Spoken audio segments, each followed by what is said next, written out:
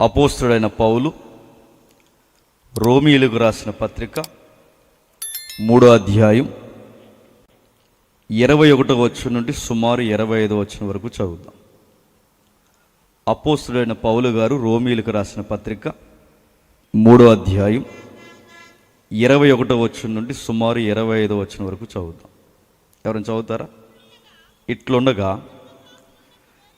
ధర్మశాస్త్రానికి వేరుగా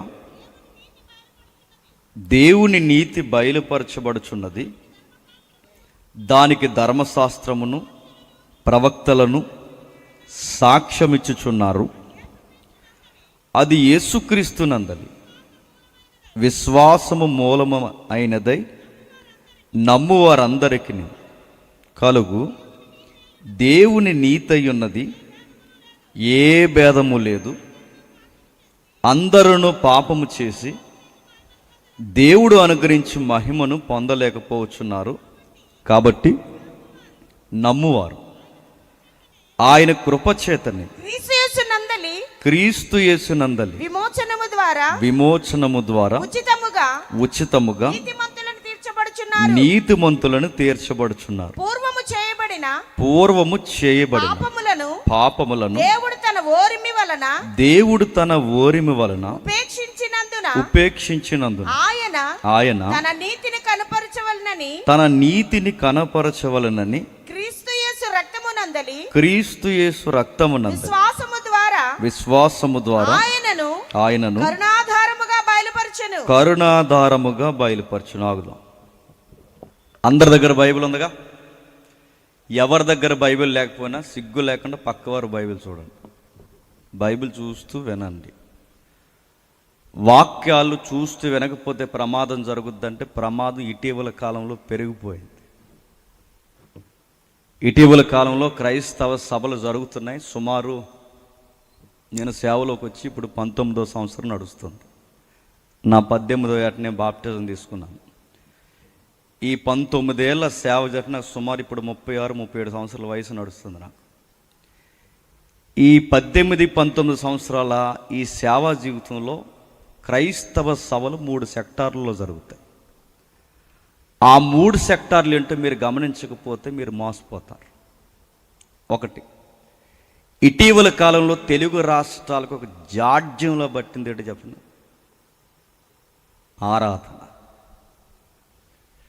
ఆరాధన తప్పని నేను అంటలేదు, ఆరాధన చెయ్యొద్దని అంటలేదు, ఆరాధనకు దూరంగా ఉండమని నేను చెప్పట్లేదు. కానీ ఆరాధన పేరు మీద జరుగుతున్నది ఆరాధన కాదు. మరి ఏం జరుగుతుందంటే జస్ట్ ఆరాధన అంటున్నారు అంతే. స్తుతి అంటే స్తుతి అయిపోదు, ఆరాధన అంటే ఆరాధన అయిపోదు, మహిమ అంటే మహిమ వచ్చేదు. దానికి బిబ్లికల్ వే ఉంది.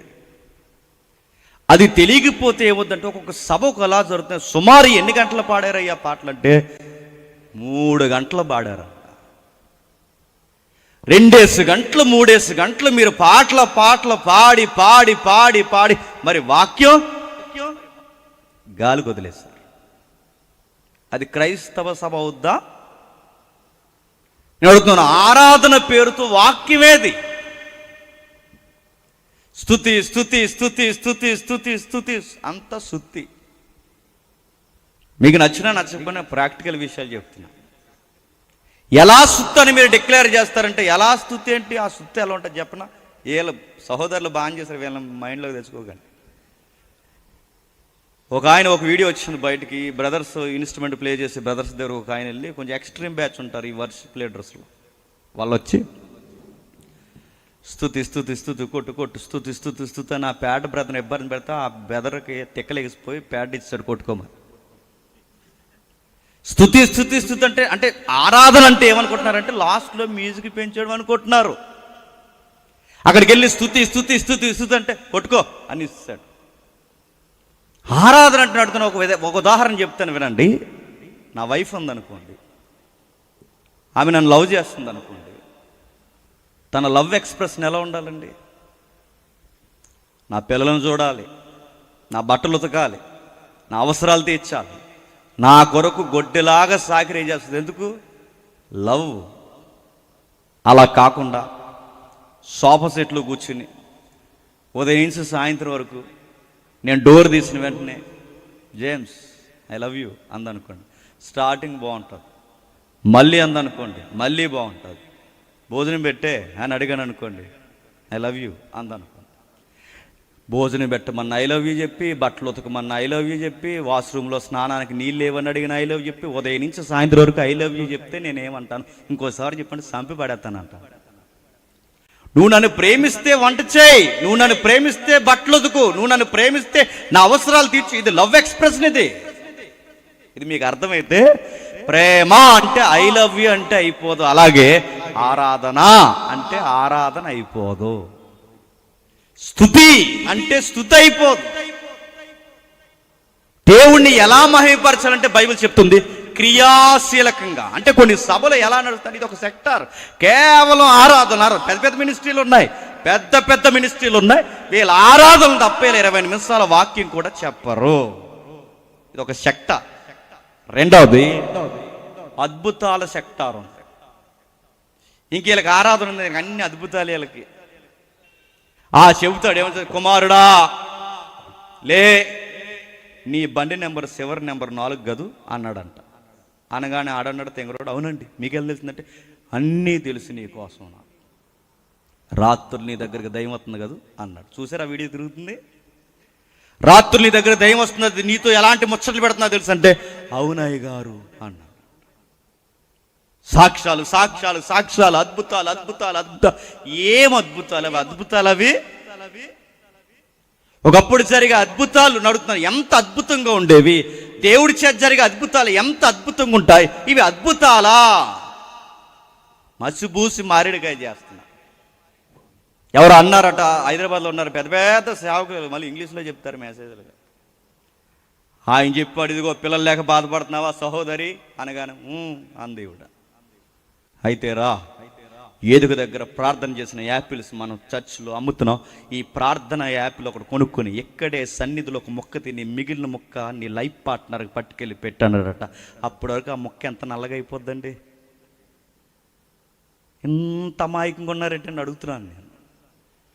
ఈ యాపిల్ మొక్క ఇక్కడ చర్చిలో తిని పట్టుకెళ్ళి వాళ్ళ యజమానికి పెడితేనంట ఆ రెండు మొక్కలు తిన్నందుకట వీళ్ళకి పిల్లలు పుడతారు. బాగుంది ఏమన్నా? మరో మాట చెప్తానండి. మరొక ఆయన ఉన్నారు, కొంతమంది ఉన్నారులేండి యాపిల్స్ అమ్మేది. ఒక ఆయన అయితే మరొక ఆయన అరటిపళ్ళు అమ్ముతారు. అరటిపళ్ళు అమ్మితే దేనికండి అంటే అరటిపళ్ళకి పిల్లలు పుడతారండి. ఫ్రీ మోసం అవుద్ది. పిల్లలు పుడతారా నడుతున్నాను. ఇంత అమాయకంగా ఎందుకు తయారయ్యారు చెప్తున్నా, నేను మళ్ళీ చెప్తున్నాను. వాక్యం చదవక, ఆ బైబిల్ దగ్గర పెట్టుకోక, ఈ పులిపెట్టి మీద నిలబడుతున్న ఈ జేమ్స్ అనేవాడు ఏం మాట్లాడుతున్నాడు, అతను వాక్యం మాట్లాడుతున్నాడా సోది మాట్లాడుతున్నాడని నాలాంటి వారిని మీరు చెక్ చేయకే నాలాంటి వాడు వ్యాపారాలు మొదలెట్టాడు. మళ్ళీ చెప్తున్నాను, ఇది ఒక సెక్టార్. మరికొంత సెక్టార్ ఉంటారు, వాళ్ళు ఎవరు చెప్పిన అద్భుతాలు, అన్ని అద్భుతాలతో. ఈ అద్భుతం ఒకటి ఆరాధన, 2 అద్భుతాలు. మరో సెక్టార్ ఉంది సాక్ష్యాలు సాక్ష్యాలు సాక్ష్యాలు. కొంతమంది డయాస్ దగ్గరకు వస్తారు ప్రేయర్ చేయించుకోవడానికి. మంచిదే, చేయించుకోండి, తప్పేం కాదు. కానీ ఎక్స్ట్రీమ్ ఉంటారు. ఆ ఎక్స్ట్రీమ్ బ్రాచ్ ఏం చేస్తారు చెప్పిన, అయ్యా ప్రార్థన చేయండి అంటారు. చేసేగేలో చల్లగా ఒక మాట అడుగుతారు, దేవుడు మా కోసం ఏమన్నా చెప్పాడా అని. మీకోసం మాకేం చెప్పడం, నేను సీరియస్గా చెప్తున్నా. మా కోసం ఏమన్నా చెప్పాడంటే లక్ష్యం మండని చెప్తాను. ఎత్తావా? నేను అడుగుతున్నాను, మా కోసం ఏం చెప్తాడని అడుగుతున్నాను. నీకు చెప్పాలనే నీకు ఒక బైబిల్ ఇచ్చాడు, నాకు చెప్పాలనే నాకు ఒక బైబిల్ ఇచ్చాడు. నీకు చెప్పినా నాకు చెప్పినా ఆ బైబిల్లోంచి చెప్తాడు తప్ప, నువ్వు అమాయకంగా బైబిల్ వదిలేసి వచ్చి నన్ను అడిగితే లక్ష్యం మానని చెప్తాను. ఇస్తావా? ఇంత అమాయకంగా ఉన్నారు కనుక వ్యాపారాలు చేస్తున్నారు, ఇంత అమాయకంగా ఉన్నారు కనుకే అడ్డగోలు మాటలు చెప్తున్నారు, ఇంత అమాయకంగా ఉన్నారు కనుకే మోసాలు చేస్తున్నారు. ఆరాధన ఒక సెక్టారు, అద్భుతాలు ఒక సెక్టారు, మూడోది సాక్ష్యాలు. వీళ్ళు ఏం చేస్తారు, వీళ్ళు సాక్ష్యాలు అంటే చెప్పిన విచిత్రమైన సాక్ష్యాలు చూస్తున్నారు. రన్నింగ్ యూట్యూబ్లో నవ్వెత్తున్నారు బయట. ఒకప్పుడు ఏ చర్చిలో ఏం జరిగినా ఎవరికి తెలిసేది కదా, 4 గోడల మధ్య దైవజనులకు అలా సరిపోయేది. ఇప్పుడు ప్రతిదానికి ఇది ఎడుతున్నారు కదండి కెమెరా. ఈ ప్రతిదానికి పెట్టారు మంచిదే, కానీ ఏది లైవ్ ఇవ్వాలి, ఏది లైవ్ ఇవ్వకూడదు, ఏది డ్రాప్ చేయాలి, ఏది అప్లోడ్ చేయాలి, ఏది కట్ చేయాలి, ఇవేమీ లేకుండా ప్రతి తంతు కార్యక్రమాన్ని చర్చలో జరిగే లైవ్ ఇస్తే ఈ ఏ కట్ చేయాలి కూడా అవి కట్ చేయకుండా బయటకు వదిలేస్తే బయట అన్యులు ఎటకారం చేస్తున్నారు లేదా?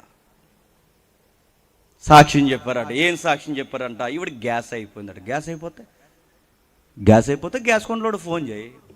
గ్యాస్ అయిపోతే ఆ మైకాపమ్మ ఎవరో కానీ గ్యాస్ అయిపోతే గ్యాస్ కుండలోడు ఫోన్ చేయి. ఆ గ్యాస్ అయిపోతే గ్యాస్ కుండలోడు ఫోన్ చేయకుండా ఏం చెప్పిందట? హోలీ స్పిరిట్ నాకు గ్యాస్ అయిపోయిందంట. హోలీ స్పిరిట్ అంటే పరిశుద్ధాత్ముడా నాకు గ్యాస్ అయిపోయిందంటే పరిశుద్ధాత్ముడు గ్యాస్ వేయించండి. అంటే పరిశుద్ధాత్ముడు గ్యాస్ వేయించడం ఏంటండి? పరిశుద్ధాత్ముడేమో గ్యాస్ వేయిస్తాడు అడుగుతున్నాను. మరొక ఆవిడ ఉంది, ఆవిడేమిటి చెప్పినా, ఆవిడ ఇవన్నీ తిరుగుతున్నాయి, మీకు యూట్యూబ్లో మీరు చూసారు లేదు, సాక్ష్యాలు. మరొక ఆవిడేమో మార్కెట్కి వెళ్ళిందంట. మార్కెట్కి వెళ్తే ఆ రోజు యేసుప్రభు ఉల్లిపాయలు దొరకకుండా చేస్తాడంట. ఎందుకు మార్కెట్కి వెళ్తే యేసుప్రభు ఉల్లిపాయలు దొరకకుండా చేస్తాడు? ఎందుకంటే ఇవిడు ఎప్పుడు మార్కెట్కి వెళ్ళినా యేసుప్రభుని కూడా తీసుకుపోద్దట. ఈ కూడా తీసుకెళ్తేటప్పుడు ఈరోజు బిజీగా ఉండి యేసుప్రభుని రమ్మన్న అండం మర్చిపోయిందంట. అందుకు పరలోకం నుంచి యేసుక్రీస్తు వారు అన్నారట, నన్ను తీసుకెళ్ళకుండా నువ్వు మార్కెట్కి వెళ్ళావు కనుక నీకు ఉల్లిపాయలు ఎలా దొరుకుతాయో నేను చూస్తాను అన్నాడట. ఎవరు? పరిశుద్ధాత్ముడేమో గ్యాస్ అయిపోతాడు, యేసుప్రభు ఏమో ఉల్లిపాయలు కొంటాడు. ఏంటండి ఇది? ఇంత అమాయకంగా ఎందుకున్నారు చెప్పనా? నేను మళ్ళీ చెప్తున్నాను, మీకు నచ్చినా నచ్చకపోయినా బైబుల్ చదవక, వాక్యం తెలియక, పులిపేటి మీద వాక్యాన్ని మాత్రమే వినాలన్న గ్రహింపు మీకు లేక, లేనిపోయిన వాటికి తన్మయత్నానికి అలవాటు పడిపోయారు గనక, ఇది కాదు వాక్యము నీ వాక్యము నా పాదాలకి దీపం అంటే దాని అర్థం ఏంటి? నీ వాక్యం నా పాదాల దీపం అంటే ఈ చీకట్లో నేను నడిస్తే అక్కడ గొయ్యందో నుయ్యందో పాముందో పదుందో నాకు తెలియాలంటే నా చేతిలో ఒక లైట్ ఉండాలి, టార్చ్ లైట్. నా చేతిలో టార్చ్ లైట్ ఉంటే ఆ చీకట్లో నడుస్తున్నప్పుడు ప్రమాదం లేకుండా ఎలా నడుస్తానో ఈ లైఫ్ అనే జర్నీలో, ఈ జీవితం అనే ఈ ప్రపంచంలో నడుస్తున్నప్పుడు ఏ అడుగు ఎలాగేయాలో, ఏం మాట్లాడాలో, ఏ నిర్ణయం తీసుకోవాలో, అనుభవాలు ఏంటో ఇవన్నీ నాకు తెలియాలంటే నా లైఫ్కి లైట్ ఏంటో తెలుసా? వర్డ్ ఆఫ్ గాడ్, వాక్యం. గుర్తుపెట్టు. చీకట్లో నడిచే వాడికి లైట్ ఎంత అవసరమో జీవితంలో నడుస్తున్న మనందరికీ ఫైనల్ అథారిటీ చెప్పండి వాక్యం. అందుకే చెప్తున్నాను, మీరు ఎన్ని సభలకు పోండి, ఎన్ని సహవాసాల్లో కూర్చోండి, మీరు ఎక్కడికైనా వెళ్ళండి, కానీ వాక్యం చెప్పని దగ్గర మీరు ఉండకండి. వాక్యాన్ని వినండి. ఆ దైవజనుని అడగండి, అయ్యా ఈ రెఫరెన్స్ ఏంటి, అయ్యా ఈ అధ్యాయం ఏంటి, అయ్యా మీరు ఇది బోధిస్తుంటే మాకు చాలా ఆత్మీయంగా అనిపిస్తుంది అని అడగండి. వాక్యాన్ని ఇష్టపడండి. మీరు వాక్యాలను ఇష్టపడటం మానేశారు కనుక కొంతమంది వాక్యాలు మానేశారు. ఇలాంటి వాటిని వాళ్ళు కూడా చెప్పడం మొదలెట్టారు. అందుకే ఇప్పుడు చదివిన వాక్యాన్ని, ఏ వాక్యాన్ని మనం చదివినా దేవుడు మనతో స్పష్టంగా మాట్లాడతాడు. అంటే వాక్యంలో నుంచి మాట్లాడతాడు. దేవుడు వాక్యంలో నుంచి సెలవిస్తాడు. ఇప్పుడు మనం చదివాం, ఏంటి ఆ వాక్యంలో భాగం? అసలు రోమా పత్రిక అనగానే ఒక పట్టాన్ని అర్థం కాని పత్రిక. పత్రికలన్నింటిలో కష్టమైన పత్రిక ఏంటి తెలుసా? రోమిలికి రాసిన పత్రిక. ఓ పట్టాన్ని అర్థం కాదది. ఎందుకంటే ఆ రోమా పత్రిక అర్థం కావాలంటే ఓల్డ్ టెస్టిమెంట్, పాత నిబంధన మీద అవగాహన ఉండాలి. ఆ పాత నిబంధనని కృప పాత నిబంధన అంటే ధర్మశాస్త్రం, లా అంటే లా ఎలా పనిచేస్తుంది, గ్రేస్ ఎలా పనిచేస్తుంది, ఈ రెండిటి మధ్య మనిషి ఎలా ఇరుక్కుపోయాడు, అట్టి వాడికి స్వేచ్ఛ ఎలా వచ్చింది, ఈ రెండింటిని లాంగ్వేజ్లో మాట్లాడే లెటరే రోమిలికి రాసిన పత్రిక. ఆ రోమిలికి రాసిన పత్రిక రాస్తూ ఆ మేధావి క్రైస్తవ పండితుడు అపోస్తులైన పౌలు, ఆ పెద్ద ఆయన అనుభవశాలి, ఆయన మాట్లాడుతూ ఏమంటున్నాడు చూడండి, ధర్మశాస్త్రానికి వేరుగా దేవుని కృప బయలుపరచుంది. ఆ కృప బయలుపరచబడిందన్న సంగతి మనకు అర్థం కావాలి అంటే మన ఆరిజిన్ తెలియాలి, మన మూలాలు తెలియాలి అంటున్నాడు. ఏం మూలాలు తెలియాలంటే మన మూలమంతా ఏంటట? ఏ భేదము లేదు, అందరూ పాపము చేసి దేవుడు అనుగ్రహించే మహిమను పొందలేకపోయి. ఇది మన ఆరిజిన్, ఇది మన మూలం. మన మూలమంతా చెడింది. మన మూలాల గురించి పౌలు గారు మాట్లాడుతున్నాడు. కృప యొక్క వాల్యూ, కృప యొక్క విలువ మనకు తెలియాలి అంటే మన గతం తెలియాలి, మన పితరుల యొక్క మూలాలు తెలియాలి. వాటిని గూర్చి మాట్లాడుకొస్తున్నాడు. ఏ భేదము లేదు, అందరూ పాపాత్ములే. ఇప్పుడు నేను ఈ మాట్లాడుతున్నాను చెప్పండి, ఈ మాట ఏ భేదం లేదు, అందరూ పాపాత్ములు అంటే ఇప్పుడు ఇక్కడ నేను నిలబడి చెప్తున్నాను కనుక అందరం కలిపి ఒప్పుకోమంటే ఒప్పుకుంటాం. ఒప్పుకుంటామా ఒప్పుకోమా? ఒప్పుకుంటాం. అవును బాబు మన అందరం పాపాత్ములు అంటాం. అలా కాకుండా ఎవడో ఒకళ్ళు ఎవరు పాపి పైకి ఎగరా అన్నాను అనుకోండి, ఏమంటాడండి? అందరం పాపాత్ములు అంటే ఒప్పుకుంటాం, కానీ ఇండివిజువల్గా లేచిన లే లే లే పాపి లే అన్నాను అనుకోండి, ఏమంటాడు? నువ్వు పెద్ద పుణ్యాతుడు మరి అంటాడు నన్ను. నేను అడుగుతున్నాను, మనిషి ఇండివిజువల్గా ఒప్పుకుంటాడా? నేను పాపినని ఒప్పుకుంటాడు, ఒప్పుకున్నట్టు కనబడతారు కానీ ఒప్పుకోరు. అందుకే ఏ భేదం లేదు, అందరూ పాపాత్ములు అంటే పైకి జనరల్గా ఒప్పుకుంటే కానీ లోపల ఫీలింగ్ అంటే చెప్పినా పాపులమే కానీ ఆడికి అంత కాదులేండి అనుకుంటాం. అదో ఫీలింగ్ ఉంటుంది మనకు తెలుసా, పాపులమే కానీ వాళ్ళకి అంత కాదులేండి వీళ్ళకంత. అంటే మేము పాపుల్లో మంచి పాపులు అనుకుంటున్నాం, మనం మంచి పాపులు చెడ్డ పాపులు అందరూ పాపులే, మనం అందరం పాపులమే. బైబిల్ చెప్తుంది ఏ భేదం లేదు, అందరూ పాపాత్ములే. ఈ పాపపు ఒప్పుకోలు ప్రార్థన చేస్తారు కొన్నిసార్లు, అన్నీ ఒప్పుకోలు అనుకుంటాం కానీ ఒప్పుకోం. ఒక ఆయన చేస్తున్నాడు ఒప్పుకోలు ప్రార్థన, ఏమని చేస్తున్నాడంటే ఈ తగ్గింపు ప్రార్థనలా చేస్తారు. ఏమనంటే, అయ్యా ప్రభువా నేను ధూళిన ప్రభువా అనగానే పక్కనున్న ఆయన అన్నాడు, అవును ప్రభువా అన్నాడు. ఆడంటున్నాడు, లుక్ ఇచ్చి మళ్ళీ చూశాడు, ప్రభువా ఏగన ప్రభువా, ధూళిన ప్రభువా, దుర్మార్గుని ప్రభువా, దొంగన ప్రభు అంటే ఈడు అంటున్నాడు, అవును ప్రభువా అన్నాడు. అనగానే ఈడు తెక్కలేసి ఈట అవును నువ్వు చూసేవాడు నన్ను అన్నాడంటే, ఎవరు గుర్తుపెట్టుకో, నా మాటలు మీకు అర్థమవుతున్నాయి. అంటే ఇది ఒప్పుకున్నట్టే అనిపిస్తుంది, కానీ మనలో ఎవరైనా ఇది ఇండివిజువల్గా మనం క్వశ్చన్ చేస్తే, మనం ఇలా పాయింట్అవుట్ చేస్తే ఒప్పుకుంటామా? కొంతమంది సంఘాలు మానేసిపోతున్నారు ఈ మధ్య, ఎందుకంటే ఓ జబ్బు వచ్చింది సంఘాలకు. ఆ జబ్బు ఏంటంటే ఒకప్పుడు దైవజనులు ఏం గద్దించినా పడేవారు, ఇప్పుడు పట్టలేదు. ఎందుకంటే మనోభావాలు దెబ్బతినేస్తున్నాయి. ఏ భావాలు? మరి ఎక్కడి నుంచి వచ్చినాయి ఈ జబ్బు? ఇది ఒకప్పుడు దైవజనుడు గద్దిస్తే పడేవారు, ఇప్పుడు మనోభావాలు. ఎలాంటి మనోభావాలు అంటే, ఏవే పెద్దమ్మ చచ్చి మనిషిలు ఆ చచ్చికి పోతున్నాయి, ఏవే పెద్దమ్మంటే ఈ పెద్దమ్మ అంటే ఇంక రాను రేపు నుంచి అందంట. అదే ఎందుకు రావే పెద్దమ్మని అడితే ఇంక రాని ఇంక అంతే. అదే ఎందుకు రావంటే అస్తమాల ఏళ్ళు నా ఏపుకే చూపిస్తున్నాడు, ఇంక రానందంట. నీకు ఏళ్ళు చూపించకూడదు, గద్దించకూడదు, ఏమి అనకూడదు. మీకు ఏమర్థం అవుతుంది చెప్పండి? ఒప్పుకుంటామా? కొంతమంది ఈ వాక్యాన్ని ఎలా అడ్డు పెడతారో చెప్పినా, ఏదన్నా మిస్టేక్ చేసి దొరికితే, ఏదన్నా పాపంలో పట్టబడితే వాళ్ళు అడ్డెట్టుకోవడానికి వాళ్ళు పెట్టుకునే వాక్యం అని చెప్పినా, ఎవడు పుణ్యాత్ముడు అంట. వాళ్ళ ఆ వాక్యం వెనకాల తాకుంటున్నారు. బైబిలే చెప్పిందిగా, నేనే కాదు పాపి, నువ్వు పాపవే, వాడు పాపే, అందరూ పాపులమే, మనం అందరం పాపులం కనుక బైబిల్ చెప్తుంది అవును పాపనే. అంటే వీడి తప్పును కవర్ చేసుకోవడానికి ఏమో మనలో ఉన్నవారు ఈ వాక్యాలు అడ్డు పెట్టుకుంటున్నారు. ఇదే మాట బయటికి వెళ్ళి బయట చెప్తే వాళ్ళు ఏమంటారు చెప్పండి? అలా అసలు ఒప్పుకోరు. మనోళ్ళేమో ఇలా ఈ వాక్యాన్ని వక్ర మార్గాన్ని తిప్పుతున్నారు, బయట వాళ్ళు ఎలా తిప్పుతున్నారు దాన్ని అంటే వాళ్ళు ఒప్పుకుంటారా? ఇదే వాక్యాన్ని బయటికి పట్టుకెళ్ళి మీకు అన్యజనుల స్నేహితులు కానీ, ఎంప్లాయీస్ కానీ, ఎవరైనా స్టూడెంట్స్ కానీ, మీకు ఎవరైనా ఫ్రెండ్స్ ఉంటే, స్నేహితులు ఉంటే వాళ్ళ దగ్గరికి వెళ్ళి, ఒరే బైబిల్ అలా చెప్తుందిరా, మనం అందరం సిన్నర్స్ అట, బైబిల్ చెబుతుంది మనం పాపాత్ములు అంటే ఒప్పుకుంటారా?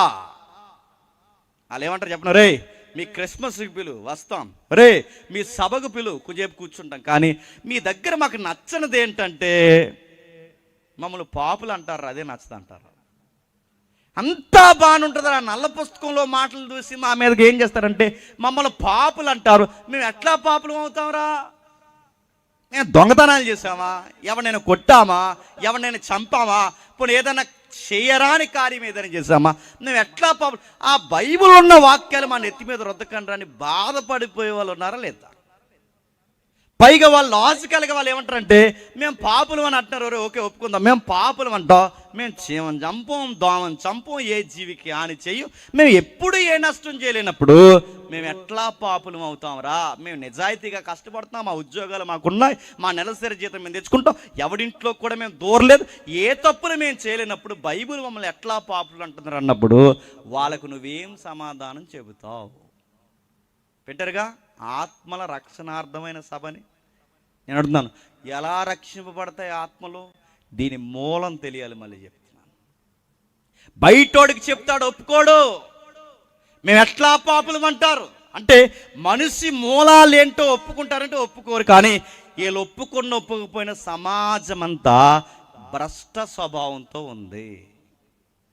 మీకు ఉదాహరణ చెప్తానండి. ఈ రెఫరెన్సే ఒక పెద్ద ఆయన వెస్టర్న్ కల్చర్లో ఆయన వాక్యం ఒక కాన్ఫరెన్స్ హాల్లో వాక్యం చెప్తుంటే ఆయన ఎంతో చక్కగా వాక్యాన్ని కాన్ఫరెన్స్ హాల్లో కాన్ఫిడెంట్గా ఆయన వాక్యం చెప్తుంటే ఒక కుర్రోడు అడ్డంగా లేచాడు. జరిగిన విషయం చెప్తున్నాను. వాడు లెగిసి ఏమన్నాడంటే, సార్ మీరు మంచి వాక్యాలు చెప్పండి పర్లేదు, మీరు నీతి సూత్రాలు చెప్పండి పర్వాలేదు, కానీ మీరు చేసే పొరపాటు ఏంటంటే సమాజం మంచిది కాదు, సమాజం మంచిది కాదు, మారు మనసు అవసరం, సమాజం మంచిది కాదు, మారు మనసు అవసరం, మీరు ప్రతిసారి చెప్తున్నారు. సమాజం ఏ తప్పు చేసింది సార్ అని అడిగాడు. మీరు మాట్లాడితే బైబిల్లో ఉన్న వాక్యాలు తీసి మమ్మల్ని ఎంత బాధ పెడుతున్నారు. ఏం తప్పు చేశాం సార్? మా ఉద్యోగాలు మాకున్నాయి, మా జీతాలు మాకు వస్తున్నాయి, మేము ఏ తప్పు చేయలేదు, సమాజం మంచిదే, మీరు పాపులు అంటే మీరు ఒప్పుకోండి, కానీ అందరి మీద పాపులను మమ్మల్ని రుద్దకండి అంటే అప్పుడు ఆ సీనియర్ సిటిజన్, ఆ పెద్ద ఆయన, ఆ దైవజనుడు నిలబడి తన కోటు దులుపుకుని ఒక మాట్లాడు, మై డియర్ సన్, నా కుమారుడు వయసు ఉంటుంది నీకు, నిన్ను ఒక మాట అడుగుతున్నాను, అంటే సమాజం పాపం ఉందంటే నువ్వు ఒప్పుకోలేకపోతున్నావు అనగానే ఆ కుర్రోడు అన్నాడు, అవునండి. అంటే అందరూ పుణ్యాత్ములు అంటామంటే అవునండి, మీరు పాపులని మీ బైబిల్ చెప్తుంది తప్ప సమాజంలో మంచోళ్ళు ఉన్నారు, సమాజం మంచిదంటే నేను మళ్ళీ అడుగుతున్నాను, నా కొడుకు వయసు ఉంది, నేను మళ్ళీ అడుగుతున్నాను, సమాజం మంచిది అంటావంటే చాలా మంచిది అన్నాడు. అయితే నేను ప్రశ్న అడుగుతున్నాను, చెప్పు, నిజంగా ఈ సమాజం మంచిదైతే నువ్వు ఈ కాన్ఫరెన్స్ కాల్కి వచ్చే సమయానికి నీ ఇంటికి డోర్ లాక్ వేసుకొచ్చావా, ఓపెన్ చేసి వచ్చావా అని అడిగాడు. ఆ రోజు కాన్ఫరెన్స్ హాల్లో కూర్చున్న వాళ్ళందరూ పకపకా నవ్వారు. అర్థం కాని వాళ్ళు మీలాగే చూశారు. ఎందుకు నవ్వారు చెప్పనా? ఈ సమాజం మంచిదని నువ్వు వెనకేసుకొస్తున్నావే, ఈ సమాజం మంచిదైతే నీ ఇంటికి ఏం లాక్ చేయకూడదు చెప్పు? డోర్ లాక్ చేయకూడదు. నువ్వు డోర్ లాక్ చేసుకొచ్చావంటే నువ్వు వెనకేసుకొచ్చిన సమాజాన్ని నువ్వే నమ్మట్లేదు. అందుకే బైబిల్ ఏమని చెప్తున్నా, మనుషులకి పాప స్వభావం ఉంది, మనుషులకి పాప ప్రీతి ఉంది, మనుషులకి పాపంలో కొట్టిమిట్టాడే దరిద్రత ఉంది, మనిషి ఆది నుంచి చెడిపోయి ఉన్నాడు, అది పాపముగా బైబిల్ డిక్లేర్ చేసింది, ఆ పాపాన్ని గురించి బైబిల్ ఎలుగెత్తి మాట్లాడింది. అలాంటి వాక్యాల్లో ఒక వాక్యమే, ఏ భేదము లేదు చెప్పండి, అందరూ పాపము చేసి దేవుడు అనుగ్రహించు చెప్పండి మహిమను పొందలేకపోతుంది. ప్రశ్న అడుగుతున్నాను, ఏ భేదం లేదు, అందరూ పాపం చేసి దేవుడు అనుగ్రహించి మహిమను పొందలేకపోతున్నారంటే ఇప్పుడు ప్రశ్న, పాపం అంటే? మిమ్మల్ని అడిగాను చెప్పండి. చెప్తున్నారు పాపం అంటే, మళ్ళీ చెప్పండి పాపం అంటే, మళ్ళీ చెప్పండి పాపం అంటే అని కొంచెం అది ఆప్ చేస్తారు. పాపం అంటే చెప్పండి, గట్టిగా చెప్పండి ఏదో ఒకటి. పాపం అంటే పాపం అంటే ఆజ్ఞాతిక్రమమే. ఓకే అడుగుతున్నాను, ఆయన ఎవరు దొంగతనం చేయకూడదు అంటున్నాడు, ఆయన్ని జాతక వినండి. ఆజ్ఞాతిక్రమమే పాపం అంటే నేను ప్రశ్న అడుగుతున్నాను చెప్పండి, ఆజ్ఞాతిక్రమమే పాపం అయితే నేను ప్రశ్న అడుగుతున్నాను, ఆజ్ఞను అతిక్రమించాలన్న సెన్స్ని ఏమంటారు? ముఖ్యాంశాలు మరోసారి చెప్పండి, ఈసారి చెప్పండి. ఆజ్ఞాతిక్రమమే దొంగతనమే పాపం అయితే ఆడికి దొంగతనం చేయాలన్న దొంగ బుద్ధి ఆడికి ఎలా వస్తుంది? ఆ సెన్స్ ఎలా వస్తుంది అంటే ఆజ్ఞ అతిక్రమించక మునిపే సిన్ ఉందా ఆళ్ళో? ఆజ్ఞ అతిక్రమిస్తే పాపం అంటే ఆజ్ఞ అతిక్రమించాలన్న ఆ కాన్షియస్ ఎక్కడదే? ఏదో జరుగుతుంది, ఏదో విషయం ఉంది. ఆజ్ఞాతిక్రమమే పాపం అయితే ఆజ్ఞాతిక్రమమే పాపం అనే విషయంలో ప్రతి విషయాన్ని మనం జాగ్రత్తగా చూస్తే ఒక్కటి కాదు, రెండు కాదు, అనేక విషయాల్లో పాపాన్ని గురించి బైబిల్ వ్యక్తీకరించింది. ఇంకా అడుగుతున్నాను చూడండి, ఆజ్ఞాతిక్రమ పాపం అన్న మనకి ఎందుకు ఆజ్ఞాతిక్రమించాలి, ఎందుకు పాపం చెయ్యాలి? ఇంతకే బైబిల్ అడుగుతాను, అసలు పాపం అంటే ఆజ్ఞాతిక్రమం డెఫినేషన్ కదంటే అది కాదు, అంతకు మించుంది. ఆజ్ఞాతిక్రమం పాపం అనే దానికన్నా అసలు పాపానికి డెఫినేషన్ ఏంటి? ఇప్పుడు నేను అడుగుతున్నాను, జాగ్రత్తగా వినండి. క్రొత్త నిబంధన ఏ భాషలో రాయబడిందండి చెప్పండి? క్రొత్త నిబంధన ఏ భాషలో రాయబడింది చెప్పండి, ఏదో ఒకటి చెప్పండి. ఏ భాష? గ్రీకు భాష. అడుగుతున్నాను, ఏ భాష? గ్రీకు భాష. ఇప్పుడు చెప్పండి, గ్రీకులో పాపాన్ని గూర్చి అడుగుతున్నాను, తెలుగులో పాపం అంటే దేవునికి వ్యతిరేకమైన స్వభావాన్ని పాపం అని తెలుగులో రాశారు. గ్రీకులో క్రొత్త నిబంధన రాశారు. క్రొత్త నిబంధన గ్రీకులో రాశారంటే కారణం ఏంటి? ఇటీవల కాలంలో చాలా ప్రాంతాలు చెప్తాను, మీకు కూడా చెప్తున్నా. ఎందుకు క్రొత్త నిబంధన గ్రీకులో రాశారంటే ఈ ప్రపంచాన్ని ఒక గ్రీకు వీరుడు పరిపాలించాడు. ద గ్రేట్ అన్నారు ఆయన. The great. ఎందుకు గ్రీకు వీరుడు అంటే మీకు అక్కినేని గారు అబ్బాయి గుర్తురాకూడదు, చెప్పండి. గ్రీకు వీరుడు అంటే ఎవరో హిస్టరీ మీద అవగాహన ఉంటే ద గ్రేట్ అలెగ్జాండర్ అడుగుతున్నాను. అలెగ్జాండర్ ఎక్కడి వరకు పరిపాలించారు? మన ఇండాస్ వ్యాలీ వరకు వచ్చాడు. అంటే ఆఫ్ఘనిస్తాన్, మన ఇండియా, ఖైబర్ కనుమలు ఏవైతున్నాయో ఇక్కడ వరకు ఆయన వచ్చాడు. ఆ పాత పంజాబ్ వరకు కూడా ఆయన దండయాత్రలు కొనసాగాయి. ప్రపంచంలో ఉన్న చాలా ఏరియాని ఆక్యుపై చేశాడు. ఆయన దేశాన్ని, ప్రపంచ దేశాలన్నింటినీ జయించేసిన తర్వాత ఆయనకి ఇంకా ఏ దేశాన్ని జయించాలంటే ఆయనకి ఎక్కడ ఏది కనబడకపోతే ఆ మధ్యధరా సముద్రం ముందు నిలబడ్డాడు. ఆ మధ్యధరా సముద్రం తెలుసుగా, యోనా గారు వాడకి పారిపోయాడుగా, ఆ సముద్రమే. ఆ మధ్యధరా సముద్రం ముందు ఈ అలెగ్జాండర్ నిలబడి ఏమంటాడంటే, ఏ సముద్రమా సముద్రమా సముద్రమా, నువ్వు సముద్రం అయిపోయావు కాబట్టి నేను వదిలేస్తున్నాను, కానీ నువ్వు కూడా ఆరిన నేలవైతే నిన్ను కూడా జయించి పడద్దు అన్నాడు. అంటే అతను జయించని ఆరిన నేల లేదు, అతను వదిలేసినట్టు ఆయన కనుసూపులు ఉన్న దేన్ని వదిలే ప్రతి దాన్ని 30 ఏళ్ళ లోపే ప్రపంచాన్ని తన గుప్పెట్లోకి తెచ్చాడు. అయితే ఇంత జయించిన ఈ గ్రీకు వీరుడు కొంతమంది మేధావుల్ని ఫాలో అయ్యేవాడు. అందులో సోక్రటీస్ ఉన్నాడు, వాళ్ళ గుంపుకి సంబంధించిన వాడు ప్లేటో ఉన్నాడు, వాళ్ళకి సంబంధించిన వాడు అరిస్టాటిల్ ఉన్నాడు. ఈ గుంపుల్లో అదే తెగకి చెందినవాడు కనుక వీళ్ళందరూ జ్ఞానవాదులు అంటారు. వీళ్ళు అందుకే శాస్త్ర పితామహులు అంటారు. అంటే వీళ్ళు ఏం చేస్తారంటే గ్రీకు తత్వజ్ఞానాన్ని ప్రపంచానికి పరిచయం చేయాలి. అంటే వీళ్ళు జయించిన తర్వాత జయించేసి వెళ్ళిపోలేదు, ఏం చేశారు? వాళ్ళ తత్వజ్ఞానాన్ని ప్రపంచానికి నేర్పించారు. వాళ్ళ తత్వజ్ఞానం ప్రపంచానికి రావాలి అంటే వాళ్ళ భాష ప్రపంచ దేశాలకు రావాలి. వాళ్ళ భాషే గ్రీకు. గుర్తుపెట్టుకోండి, గ్రీకు భాష. అంటే ఆ రోజుల్లో ఇంటర్నేషనల్ లాంగ్వేజ్ ఏదైనా ఉంది అంటే మొదటి శతాబ్దంలో గ్రీకు మాట్లాడేవారు. ఎప్పుడు ఇది బాగా లెగిసిందంటే ఈ మలాకి గ్రంథం ఉంది చూసారా, మలాకి గ్రంథం. ఆ మలాకి గ్రంథానికి క్రొత్త నిబంధనకి మధ్యలో 400 సంవత్సరాల నిశ్శబ్ద కాలం ఉంటుంది. ఈ నిశ్శబ్ద కాలంలోనే గ్రీకు సామ్రాజ్యం ఊపందుకుంది. ఆ టైంలోనే అలెగ్జాండర్ ప్రపంచాన్ని జయించాడు. ఆ టైంలోనే వాళ్ళ తత్వజ్ఞానాన్ని ప్రపంచాన్ని నేర్పించాడు. మీకు ఇంకా విషయం చెప్తున్నా, ఈరోజు A=B= అది ఇదని మనం లెక్కలు చేస్తున్నామంటే ఈ గణితాన్ని తెచ్చింది ఎవరో తెలుసా? గ్రీకులు. వాస్తు శాస్త్రం ఎవరో తెలుసా? గ్రీకులది. సంఖ్యాశాస్త్రాలు ఎవరో తెలుసా? వాళ్ళవే. 1, 2 కాదు, అనేకమైన ఈరోజు అణువుల కోసం మాట్లాడుకుంటామే, ఎలక్ట్రాన్స్ అని, ప్రోటాన్స్ అని, న్యూట్రాన్స్ అని, ఇలాంటి అణువుల సైన్స్ని మాట్లాడిన ఎవరో గ్రీకులు. ఇలాంటి మేధాశక్తిని, మూఢనమ్మకాలకు దూరంగా ఇలాంటి మేధాశక్తిని మొట్టమొదటిసారి తెర మీద తెచ్చింది ఎవరంటే వీళ్ళే. వీళ్ళు తెచ్చినప్పుడు ఏమనుకున్నారంటే మొత్తం ప్రపంచమంతా మన గ్రీకు జ్ఞానంతో, మొత్తం ప్రపంచమంతా మన గ్రీకు భాషతో, మొత్తం ప్రపంచమంతా మన గ్రీకు తత్వజ్ఞానంతో నిండిపోవాలని ప్రపంచానికి గ్రీకు భాష వాళ్ళ జ్ఞానం నేర్పించారు. ఆ టైంలో గ్రీకు బాగా నేర్పించారు కనుక సరిగ్గా ఆ టైంలోనే దేవుడు క్రొత్త నిబంధననే చెప్పండి గ్రీకులో రాయించాడు. అలా గ్రీకులో వచ్చింది.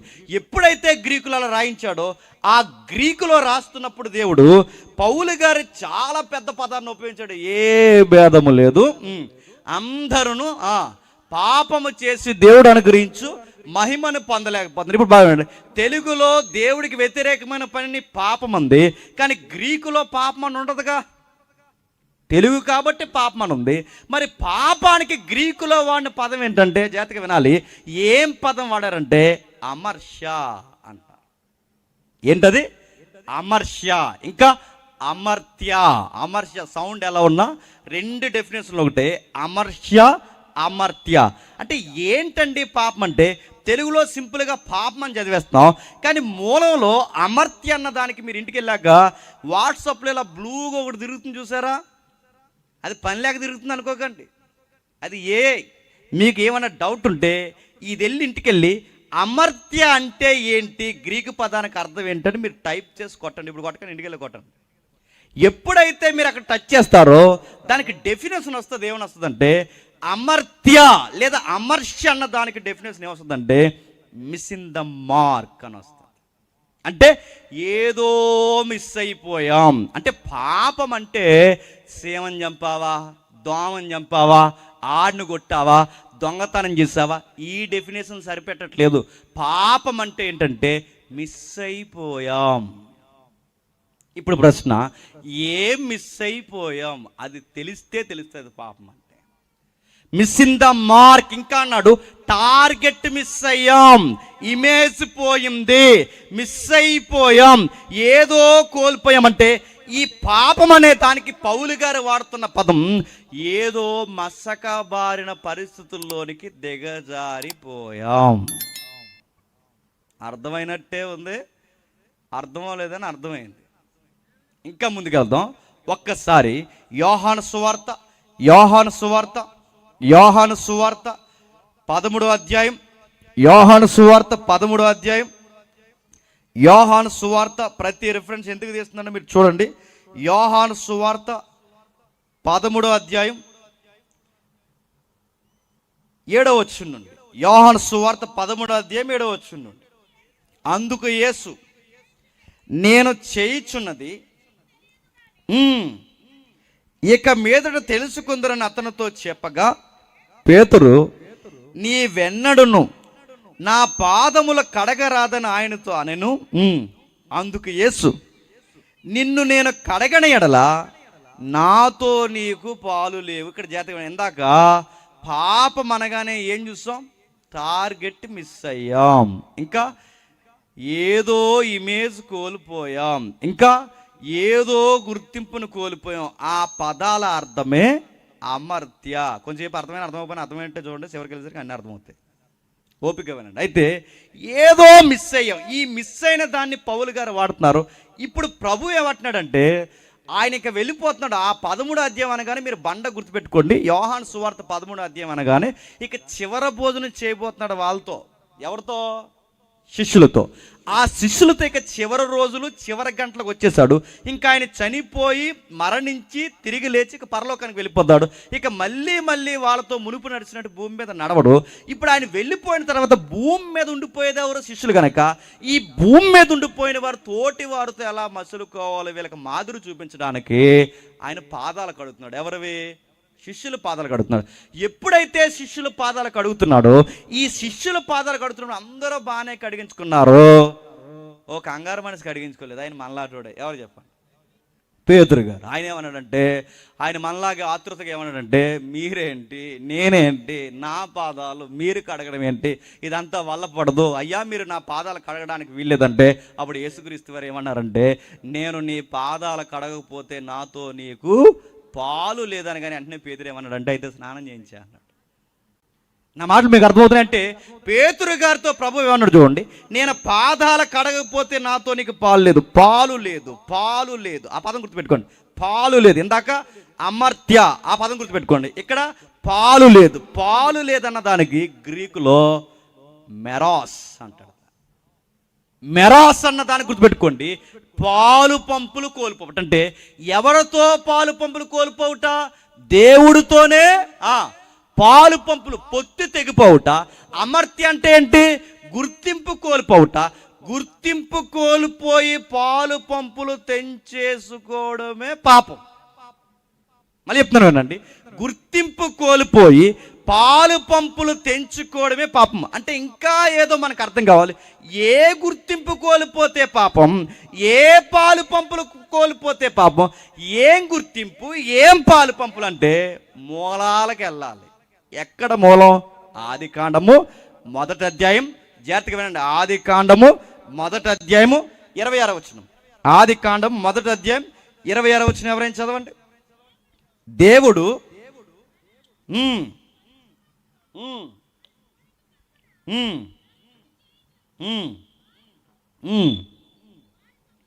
ఎవరైనా దగ్గరలో ఉన్న చదవండి. వారు సముద్రపు చేపలను, ఆకాశ పక్షులను దేవుడు మనస్వరూపమందు మన పోలుకు చొప్పున నరులను చేయదము. వారు సముద్రపు చేపలను, ఆకాశ పక్షులను, పశువులను, సమస్త భూమి మీద ప్రాకు ప్రతి జంతువును ఏలుదురుగాక అని పలికిన. ఇప్పుడు బాగా వినండి, దేవుని స్వరూపమందు చేయబడ్డాం. మనం ఎవరి స్వరూపం చెప్పండి? మనం ఎవరి స్వరూపం? రెండోది, మనం ఎవరి పోలిక? మనం ఎవరి స్వరూపం? ఇప్పుడు ప్రశ్నార్థం చెప్పండి. ఇక్కడ 1000 ఉన్నారు, 2000 మంది ఉన్నారు నాకు తెలియదు, కానీ ఈ 1000 మంది మనం అందరం ఎవరి పోలిక చెప్పండి? దేవుని పోలిక. ఇప్పుడు అడుగుతున్నాను, మనం అందరం దేవుని పోలిక అయితే ఒక్కలాగా ఉన్నామా? నల్లగా ఉన్నాం, తెల్లగా ఉన్నాం చెప్పండి, పొట్టుకున్నాం, పొట్టేసుకుని ఉన్నాం, బట్టేసుకుని ఉన్నాం, బక్కలాగా ఉన్నాం, పొడవుగా ఉన్నాం, అందరూ ఒకలా ఉన్నావా? మళ్ళీ అడుగుతున్నాను చెప్పండి, మనం అందరం దేవుని పోలికైతే అందరం ఒకలా ఉన్నావా? ఒకరేమి ఎలాగున్నారు, ఒకరేమి ఎలాగున్నారు, ఒకరు వయసులో ఉన్నారు, ఒకరు వయసు మళ్ళీపోన్నారు, నువ్వు ఒకలా ఉన్నావు, నేను ఒకలా ఉన్నాను, ఒకరు బాగున్నారు, ఒకరు బక్క చిక్కినట్టు ఉన్నారు, రకరకాలుగా ఉన్నాయి. ఇప్పుడు అడుగుతున్నాను, మనం అందరం దేవుని పోలికైతే ఇన్ని పోలికల్లో ఆయన ఏ పోలికలో ఉంటాడు? బక్కగా ఉంటాడా చెప్పండి? పొట్టుగా ఉంటాడా చెప్పండి? పొట్టేసుకుని ఉంటాడా? దేవుడు కూడా పొట్టలు ఉంటాయి, ఏ దేవుడు అని అడగండి. దేవుడు పొట్టేసుకుని ఉంటాడా, బట్టేసుకుని ఉంటాడా? ఆయన ఎలా ఉంటాడు? ఒక ఆయన నేను అడిగా, ఆయనకి అస్తమాల దేవుడు కనబడిపోయేవాడు. ఆయనకి ఇంకా అస్తమాలని ఇంకా మాట్లాడితే దేవుడు కనబడిపోతాడు. ఆ దేవుడు కనబడుతున్నప్పుడు కొంచెం థియలాజికల్గా ఆయన కొంచెం సెట్ చేయాలని చెప్పి తెలిసిన అన్నయ్య కదని అడిగాను. అన్న, దేవుడు మీకు కనబడతాడు అంటున్నారు కదా, అస్తమాలు కనబడతాడు, కిచెన్లో కనబడిపోతుంటాడు, వాష్రూమ్కి వెళ్ళే ముందు కనబడిపోతుంటాడు, భోజనం చేసే ముందు కనబడిపోతుంటాడు, ఏ కూర వేసుకోవాలి కూడా దేవుడు చెప్పేస్తాడు, అన్నీ చెప్పేస్తుంటాడు దేవుడు. ఆయనకి చెప్తాడు, మనకి చెప్పడం మన పాపులం కదా, మరి ఆయనకి చెప్తుంటాడు. ఆ టైంలో దేవుడు అడిగా, అన్న ఎలా ఉంటాడన్న దేవుడు నీకు భలే కనబడతాడు ప్రతిసారి, మాకెందుకు కనబడలేదని నన్ను అడిగితే అప్పుడు ఆయన ఏమన్నాడంటే, దేవుడు ఎలా ఉంటాడంటే తమ్ముడు సామన్ సాయిగా ఉంటాడు తమ్ముడు అన్నాడు. ఎలా ఉంటాడంట దేవుడు? సామన్ సాయిగా ఉండడం ఏంటండి అడుగుతున్నాను. ఇలాంటి నాసి రకం మాటలు ఎందుకు వస్తాయి చెప్తున్నా, మళ్ళీ చెప్తున్నాను, వాక్యం తెలియక, మూలాలు తెలియక, స్టాండింగ్స్ అర్థం కాక, డాక్టరీన్స్ మీద గ్రిప్ లేక, థియలాజికల్గా వచనాన్ని లేదా వాక్యాన్ని ఎలా డీల్ చేయాలి తెలియకపోతే అనుభవాల పేరుతో ఇలాంటి నాసి రకమైన మాటలు వస్తాయి. ఇప్పుడు అడుగుతున్నాను, దేవుని పోలికంటే ఇక్కడ రాస్తున్నాడు, ఏంటి దేవుని పోలికంటే? దేవుని పోలికంటే ఈ కనబడుతున్నది ఇది కాదు, గుర్తుపెట్టుకోండి. మరేంటి? ఆత్మ కాదు, గుర్తుపెట్టుకోండి. వెరీ గుడ్, దైవజనం చెప్తున్నారు. ఏంటట? ఆయన లక్షణాలు, ఆయన గుణగణాలు, దాన్నే కమ్యూనికేబుల్ అట్రిబ్యూట్స్ అంటారు వాటిని. అంటే ఆయనకుండే గుణగణాలు మనకున్నాయంటే ఉన్నాయి, కొన్ని ఉన్నాయి. ఆయన నిత్యుడు, కానీ మనం నిత్యులం కాదు, అవి మనకుండవు. ఆయన మహా వెలుగు, మనం వెలుగు కాదు, అది మనకు ఉండదు. ఆయన అమరుడు, మనం అమరులం కాదు, అది మనకు ఉండదు. కానీ కొన్ని అట్రిబ్యూట్స్ ఉంటాయి. ఏంటి? ఆయన ప్రేమిస్తాడు, ఈ గుండు కూడా ప్రేమిస్తుంది, గుర్తుపెట్టుకో. ఈ మానవ స్వభావం ఏం కోరుకుంటుందంటే ప్రేమిస్తుంది, ప్రేమ కావాలని కోరుకుంటుంది. ఆ ప్రేమనే ఆ యాట్రిబ్యూట్ ఉంది కనుకే ఈ ప్రపంచం నడుస్తుంది. ఒకవేళ ప్రేమే లేకపోతే కనిని పిల్లల్ని పామే తిన్నట్టు మనుషులు పిల్లల్ని చంపుతారు, చంపరు చెప్పండి? ఎందుకు నడుతున్నారు? పిల్లల కోసం ఎండలో కష్టపడతారు, పిల్లల కోసం వాళ్ళలో తడుస్తారు, పిల్లల కోసం జీవితాన్ని పెట్టుబడి పెడతారు, పిల్లల కోసం వీళ్ళు ఏం తినకపోయినా పిల్లలు బాగుంటే చాలనుకుంటారు. అంత త్యాగం వాళ్ళకి ఎలా వస్తుంది? లవ్. ఇప్పుడు చెప్పండి, ఒక కుటుంబం నిలబడాలంటే ప్రేమ ఉండాలి. మళ్ళీ అడుగుతున్నా, ఒక భార్య భర్తలు కలిసి ఉండాలంటే ప్రేమ ఉండాలి. తల్లిదండ్రులు బాగుండాలంటే ప్రేమ ఉండాలి, పిల్లలు బాగుండాలంటే ప్రేమ ఉండాలి, భార్య భర్తలు బాగుండాలంటే ప్రేమ ఉండాలి, స్నేహితులు స్నేహం నిలబడాలన్నా ప్రేమ ఉండాలి. మరి అవేటండి పార్కులు? పార్కులో ప్రేమ కదా, అది పోయే కాలం, అది ప్రేమ కదా. అది ప్రేమ పేరు మీద అంటే ప్రేమ అనేది చాలా పవిత్రమైనది. పేరెంట్స్ దగ్గర, దేవుడి దగ్గర, ఈ విలువల్లో ఇది స్వచ్ఛమైన ప్రేమ. అది ప్రేమ కాదు, అది పొదల చాటున వాళ్ళ దొరదెక్కిపోయి చేస్తున్న పనికి మన పనులు మెల్ల చెప్తున్నాను నేను. ఒళ్ళు దొరదంటారు చూస్తే నాట్ లాంగ్వేజ్ ఒప్పిస్తున్నాను, ఏమనుకుంటా అనుకోండి, వాళ్ళ ఒళ్ళి తిమ్మిరిమే చేస్తున్న పనులు. అది లవ్ కాదు. లవ్ అంటే గుర్తుపెట్టుకోండి, దేవుడు మనం ఎన్ని చేసిన ఇంకా మిమ్మల్ని కుర్చీల్లో కూర్చోబెట్టి, నేను ఇంకా ఇక్కడ నిలబడి నేను మాట్లాడుతుంటే మీరు వింటున్నారు, మీరు అక్కడ కూర్చున్నారు, నేను ఇక్కడ ఉంటున్నాను, ఇంకా పిల్ల పాపలతో బతుకుతున్నామంటే కారణం ఇప్పుడు చెప్తున్నా, మనల్ని భరిస్తున్నాడు. ఎందుకు భరిస్తున్నా ప్రభు అంటే, నేను మిమ్మల్ని చెప్పండి ప్రేమిస్తున్నాను. ఒకవేళ ఇదే భరించే ప్రేమ ఆ పార్కుల్లో తిరిగే వాళ్ళ దగ్గర ఈ పిల్ల ఆడు కళ్ళు కప్పున ఆడి ఈ పిల్ల కళ్ళు కప్పున ఇద్దరిలో ఎవరిని ఎవరు సీట్ చేసుకున్నా ఆ పొదలోంచి ఒకరు బయటకు వస్తారు, ఒకరు చచ్చిపోతారు. అక్కడ ఉంటారు చెప్పండి, పోతారు, చంపేసుకొని అడుగుతున్నాను. భరిస్తారా? మిస్టేక్ చేస్తే భరిస్తుంది ఈ దేవుని ప్రేమ. ఇది ప్రేమ.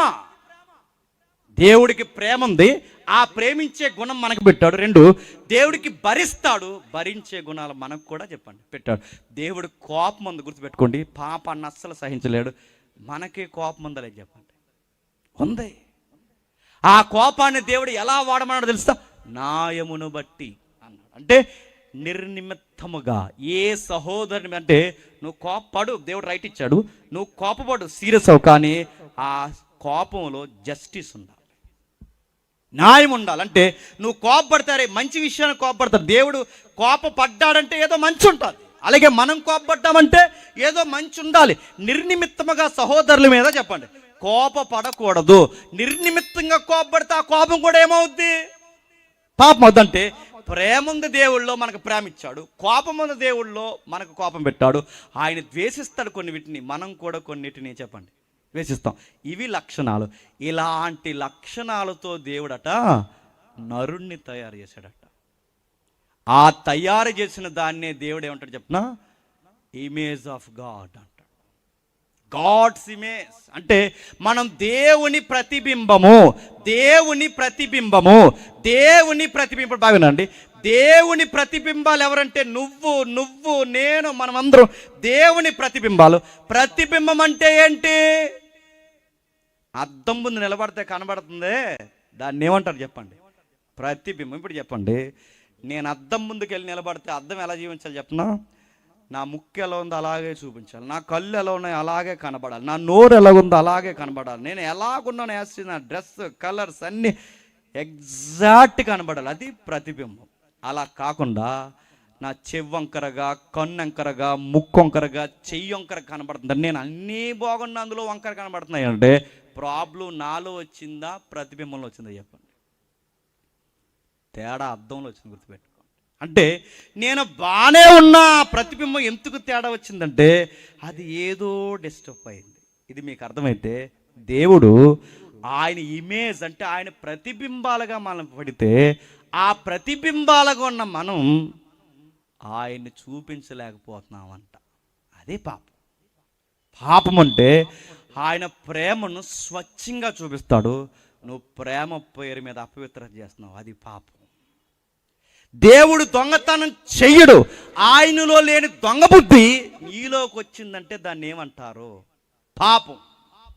ఆయన పొరుగువానిది ఆయన ఏది ఆశించడు, నువ్వు ఆశిస్తున్నావంటే అది ఎలా వచ్చింది? పాపం. అంటే మనకి ఈ లక్షణాలు అంటే గుర్తుపెట్టుకోండి, దేవుళ్ళో లేనిది, దేవుడు పెట్టనిది, దేవుడు చూడనిది, దేవుడు ఇష్టపడనిది, అసలు దేవుడు తయారు చేయలేనిది మనలోకి వచ్చిందంటే దాన్ని ఏమంటారు చెప్పండి? పాపం. ఇప్పుడు చెప్పండి, రోమాపత్రికలో పౌలు గారు ఏమంటున్నారంటే మిస్ ఇన్ ద మార్క్, అంటే ఆ మార్క్ మిస్ అయిపోయాం, ఆయన ప్రతిబింబం మిస్ అయిపోయాం, ఆయన టార్గెట్ని మిస్ అయిపోయాం, ఆయనతో ఉన్న కమ్యూనికేబుల్ అంటే ఈ పాలు పంపుల లక్షణాలు మనం మిస్ అయిపోయాం. దేవుడు అబద్ధాలు ఆడడం, కానీ మన అబద్ధాలు ఆడతాం. ఆయన స్వరూపం. ఆయన దొంగతనం చేయడు, కానీ ఆయన స్వరూపం నుండి దొంగతనాలు చేస్తున్నాం. అంటే ఈ ఇమేజ్ ఏమైందో తెలుసా? మసక బారింది.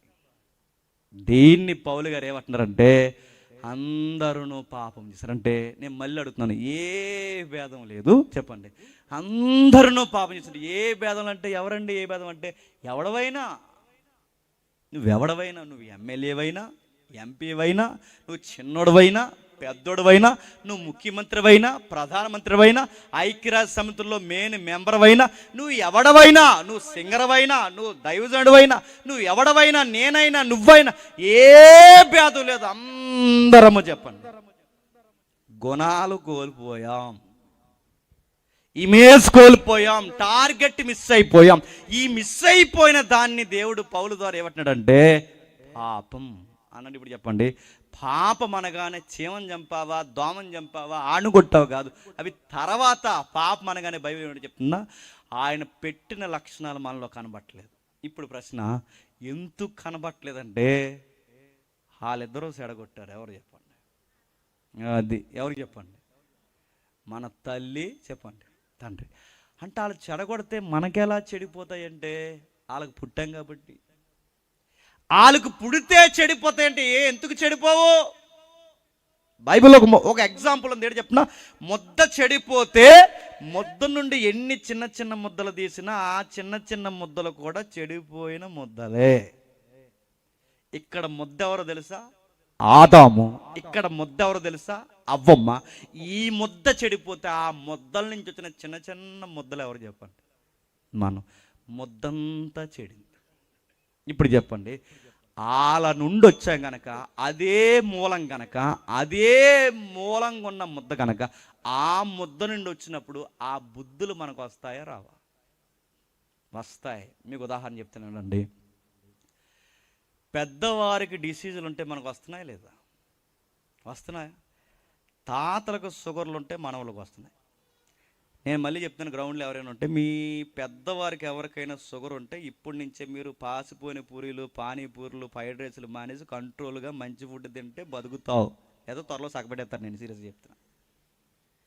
మీ తాతలకి జబ్బు ఉంటే వస్తుంది, షుగర్ ఉంటే షుగర్ వస్తుంది, బీపీ ఉంటే బీపీ వస్తుంది, దగ్గులు ఉంటే దగ్గులు వస్తాయి. ఈ మధ్యకాలంలో ఎక్కడ లేని గుండెపోట్లు పెరిగిపోయి, ఈ గుండెపోట్లు వస్తే ఒక్కసారి హార్ట్లో ఏదైనా తేడా వస్తే ఈసీజీ తీస్తే అక్కడికి వెళ్ళి ఒక డాక్టర్ అడుగుతాడు, ఏమని తెలుసా? అంతకుముందు మీ ఫ్యామిలీలో ఎవరికైనా వచ్చిందా అని అడుగుతాడు. అంటే ఏంటి? వాళ్ళకి వస్తే బంపరావర్ నీకు త్వరలో రెడీగా ఉండని. నా మాటలు అర్థమవుతుందా? అరే షుగర్ ఉంటే షుగర్ వస్తుంది, బీపీ ఉంటే బీపీ వస్తుంది, హార్ట్ స్ట్రోకులు ఉంటే స్ట్రోకులు వస్తున్నాయి, వాళ్ళకి కొన్ని వంశపరంగా వచ్చే డిసీజులు ఉంటే వస్తున్నాయి. అవే నడుతున్నాయి. ఆ జబ్బులే వచ్చినప్పుడు బుద్ధులు రావా? వస్తాయా రావా? నడుతున్నాను. పెద్దవారి బుద్ధులు పిల్లలకు వస్తాయంటే వస్తాయి. అప్పుడప్పుడు పెద్దవాళ్ళు అంటుంటారు చూసారా, వీడికి ఎవడ బుద్ధులండి, వీడు అన్ని ఎరడు పనులు చేస్తున్నాడు అంటారు చూసారా. వస్తాయి. నేను అడుగుతున్నాను, ఆదాము బుద్ధులు మన పిల్లల్లో కనబడతాయి. మీరు చూడండి. నేను మాట చెప్పనా, చిన్న పిల్లలు స్కూల్లో జాయిన్ చేస్తే వాళ్ళకి ఏం తెలుసు అని పక్కోడు పెన్సిల్ తెచ్చేసారండి. దాని పేరేడు చెప్పండి. పక్కోడు పెన్సిల్ తెచ్చాడు. దొంగతనం. ఆ బుద్ధి ఎలాగొచ్చిందండి వాళ్ళకి? పక్కోడు పెన్సిల్ తెచ్చేస్తారు, రబ్బర్లు తెచ్చేస్తారు, ఆ ఇంట్లో ఆడుకొని వాళ్ళ ఇంట్లో వస్తువులు తెచ్చేస్తారు. వీళ్ళకి ఎలా వచ్చిందండి ఆ బుద్ధులు? ఆదా మాటలు చెప్తాను, మన పిల్లల్లో కనబడతాయి. మీరు చూడండి. మీ పిల్లల ముందు ఏరే పిల్లల్ని ఎత్తుకోండి. మీకు చిన్న చిన్న పిల్లలు ఇంట్లో ఉంటే మీ పిల్లల ముందు ఏరొకల పిల్లల్ని ఎత్తుకోండి. ఆడ దింపే వరకు ఇటు దొల్లుడేరు పాపితే ఒట్టు. వాళ్ళు దింపే వరకు అసలు ఆగనేడు. ఆడు దించుదా దించవా అంటాడు. నేను అడుగుతున్నాను, మన పిల్లల ముందు వాళ్ళ పిల్లల్ని ఎత్తుకుంటే మన పిల్లలు ఏడుస్తున్నారంటే మనకు ఆ వయసుకి ముద్దు వస్తుంది. కానీ దాని పేరేంటి చెప్పిన? అసూయ, జెల్సీ. అంటే ఆ ఏజ్కే జెల్సీ, అసూయ ఉందంటే చెప్పండి ఉంది. కానీ అక్కడ ముద్దు వస్తుంది, అది ఎదిగితే దాని పేరు జెల్సీ. గుర్తుపెట్టుకో. ఇంకా చెప్తాను వినండి. కొంతమంది పిల్లలు ఫెయిల్ అయిపోతారు. మన ప్రైవేట్ స్కూల్లో జాయిన్ చేసిన, ఒరే నీకు మళ్ళీ యూనిఫామ్, బస్సు, మళ్ళీ సంవత్సరానికి ₹1,00,000 పోగేసి కడుతున్నావు, నీకు ఇంత పెట్టుబడి ఏట్రా, ఈ ప్రోగ్రెస్ రిపోర్ట్ ఏట్రా ఎలా ఫెయిల్ అయిపోయావు ఏట్రా, నీ మార్కులు ఏట్రా, నేను ఏమనుకుంటున్నావు, ఈ విమానం మూత ఎక్కిస్తానంటే వీడు అన్నీ చెప్పాడు, డాడీ సార్ నేను బాస్ అవుతాను అండో. ఏమంటాడు చెప్పిన? నేనే కాదు ఆడు ఫెయిల్ అయిపోయాడు అన్నాడు. ఈ బుద్ధి ఎక్కడదండి నేను అడుగుతున్నాను. నువ్వు ఎందుకు ఫెయిల్ అయిపోయారని అడిగితే వీడి కోసం చెప్పుకుని ఎవరు కూడా చెప్తున్నాడు చెప్పండి. ఇదే మాట ఏదేను తోటలో ఉన్నాం ఆదా అని చెప్పాడు. ఎందుకు ఫెయిల్ అయిపోయే ఆదాం అంటే ఆదాం ఏమంటే చెప్పినా నేనే కాదు, చెప్పండి ఆవిడ ఫెయిల్ అయిపోయింది అన్నాడు. ఆవిడని అడిగితే ఆవిడేమంది? అది ఫెయిల్ అయిపోయింది ఆ జీవం. అంటే ఈ గెంటేసుకునే బుద్ధి పిల్లల్లో ఉన్నాయా లేదా? దాన్నే గుర్తుపెట్టుకోండి. ఎందుకు ఆజ్ఞలు అతిక్రమిస్తున్నాం, ఎందుకు దొంగతనాలు చేస్తున్నాం, ఎందుకు దేవుని గుణగణాలు కోల్పోయాం, ఎందుకు దేవుని స్వరూపాన్ని కోల్పోయామంటే వాళ్ళు కోల్పోయారు. ఆ ఇమేజ్ మసకబారిపోయింది, వాళ్ళలో ఆ ఇమేజ్ మసకబారిపోయింది కనుక వాళ్ళకి పుట్టిన మనం కూడా బుద్ధులు కూడా వేసుకుని వచ్చాం. దాన్నే పౌలు గారు రోమపత్రికలో ఏమంటున్నాడంటే టార్గెట్ మిస్ అయిపోయాం, గుర్తింపు కోల్పోయాం, పాలు పంపులు కోల్పోయాం, దేవుడిచ్చిన ఆ గుర్తింపుని గుణగణాలు కోల్పోయాం. దీన్నే బైబిల్ ఏమందంటే పాపం అంది. ఇప్పుడు చెప్పండి, గుర్తింపు కోల్పోతే ఏంటంట? ప్రశ్న. గుర్తింపు కోల్పోతే, ఇమేజ్ కోల్పోతే, దేవుడి లక్షణాలు కోల్పోతే ఏంటంట అని మీరు అడిగితే దాని అర్థం ఏంటంటే అక్కడ ఉంది, అందరూ పాపము చేసి దేవుడు అనుగ్రహించు చెప్పండి మహిమను పొందరు. ఇప్పుడు చెప్పండి, గుర్తింపు కోల్పోతే ఏం పొందలేకపోతున్నామంట? చెప్పండి, ముగిస్తాను చేతకండి. గుర్తింపు కోల్పోతే ఏం పొందలేకపోతున్నామంట? మహిమను పొంద. ఇప్పుడు అడుగుతున్నాను, ఇందాక పాపం అనగానే ఒక అర్థం చూసాం, ఇప్పుడు మిమ్మల్ని అడుగుతాను చెప్పండి, ఇప్పుడు ఏం పొందలేకపోతున్నాడు? మహిమను పొందలేకపోతున్నాడు. ఇప్పుడు ప్రశ్న, మహిమంటే? మహిమంటే మహిమే అనకూడదు, గుర్తుపెట్టుకోండి. మహిమంటే చెప్పండి, మహిమంటే అడుగుతున్నాను. మహిమంటే ఒక ఆవిడ అంది గ్లోరీ అంది.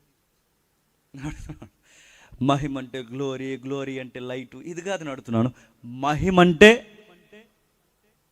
ఏంటి? మహిమంటే నడుతున్నాను. పాపం అంటే ఏంటో చూస్తాం. ఇప్పుడు మహిమంటే ఒక్కసారి కొరింథీ పత్రిక ఏంటి? కొరింథీ పత్రిక బైబిల్ చెప్తే సమాధానం. కొరింథీ పత్రిక 15వ అధ్యాయం, మొదటి కొరింథీ పత్రిక 15వ అధ్యాయం, అందరూ దయచేసి చూడండి. మొదటి కొరింథీ పత్రిక 15వ అధ్యాయం 41వ వచనం. మొదటి కొరింథీ పత్రిక 15వ అధ్యాయం 41వ వచనం. సూర్యుని మహిమ వేరు, చంద్రుని మహిమ వేరు, నక్షత్రాల మహిమ వేరు. మహిమను బట్టి ఒక నక్షత్రమునకును మరి ఒక నక్షత్రానికి భేదము కలదు. ఇప్పుడు ప్రశ్న అడుగుతుంది చెప్పండి, సూర్యుని మహిమ వేరు, చంద్రుని మహిమ వేరు, నక్షత్రాల మహిమ వేరు. సూర్యుని మహిమ వేరు, చంద్రుడి మహిమ వేరు, నక్షత్రాల మహిమ వేరు. ఇప్పుడు అడుగుతున్నాను, నక్షత్రాల మహిమ వేరు అని ఎలా చెప్తాము, సూర్యుడి మహిమ అని ఎలా చెప్తాము అంటే, ఇప్పుడు ప్రశ్న అడుగుతున్నాను, సూర్యుడి మహిమ అంటే ఏంటి చెప్పండి. సూర్యుడికి ఉండే మహిమ ఏంటి? మీరు త్వరగా చెప్తే త్వరగా పోతారు, త్వరగా చెప్పకపోయినా త్వరగా పోతారు. చెప్పండి చెప్పండి. సూర్యుడి మహిమ అంటే మీ బొంద. మళ్ళీ చెప్పండి, సూర్యుడి మహిమ అంటే, సూర్యుడి మహిమ అంటే లైట్ కాదు. సూర్యుడి మహిమ ఏంటో చెప్పిన, సూర్యుడు సూర్యుడిలా తన గుణం కోల్పోకుండా ఉండడమే మహిమ. చంద్రుడు చంద్రుడిలా తన గుణాన్ని కోల్పోకుండా ఉండడమే చంద్రుడి మహిమ. నక్షత్రం నక్షత్రంలా ఉండడమే నక్షత్రం. అంటే ఏ గుణం ఏది కోల్పోకుండా తన గుణాన్ని నిలబెట్టుకోవడమే మహిమ. అంటే సూర్యుడి మహిమ సూర్యుడిలాగే ఉండాలి, చంద్రుడు చంద్రుడిలాగా ఉండాలి, నక్షత్రాలు నక్షత్రాల్లాగా ఉండాలి.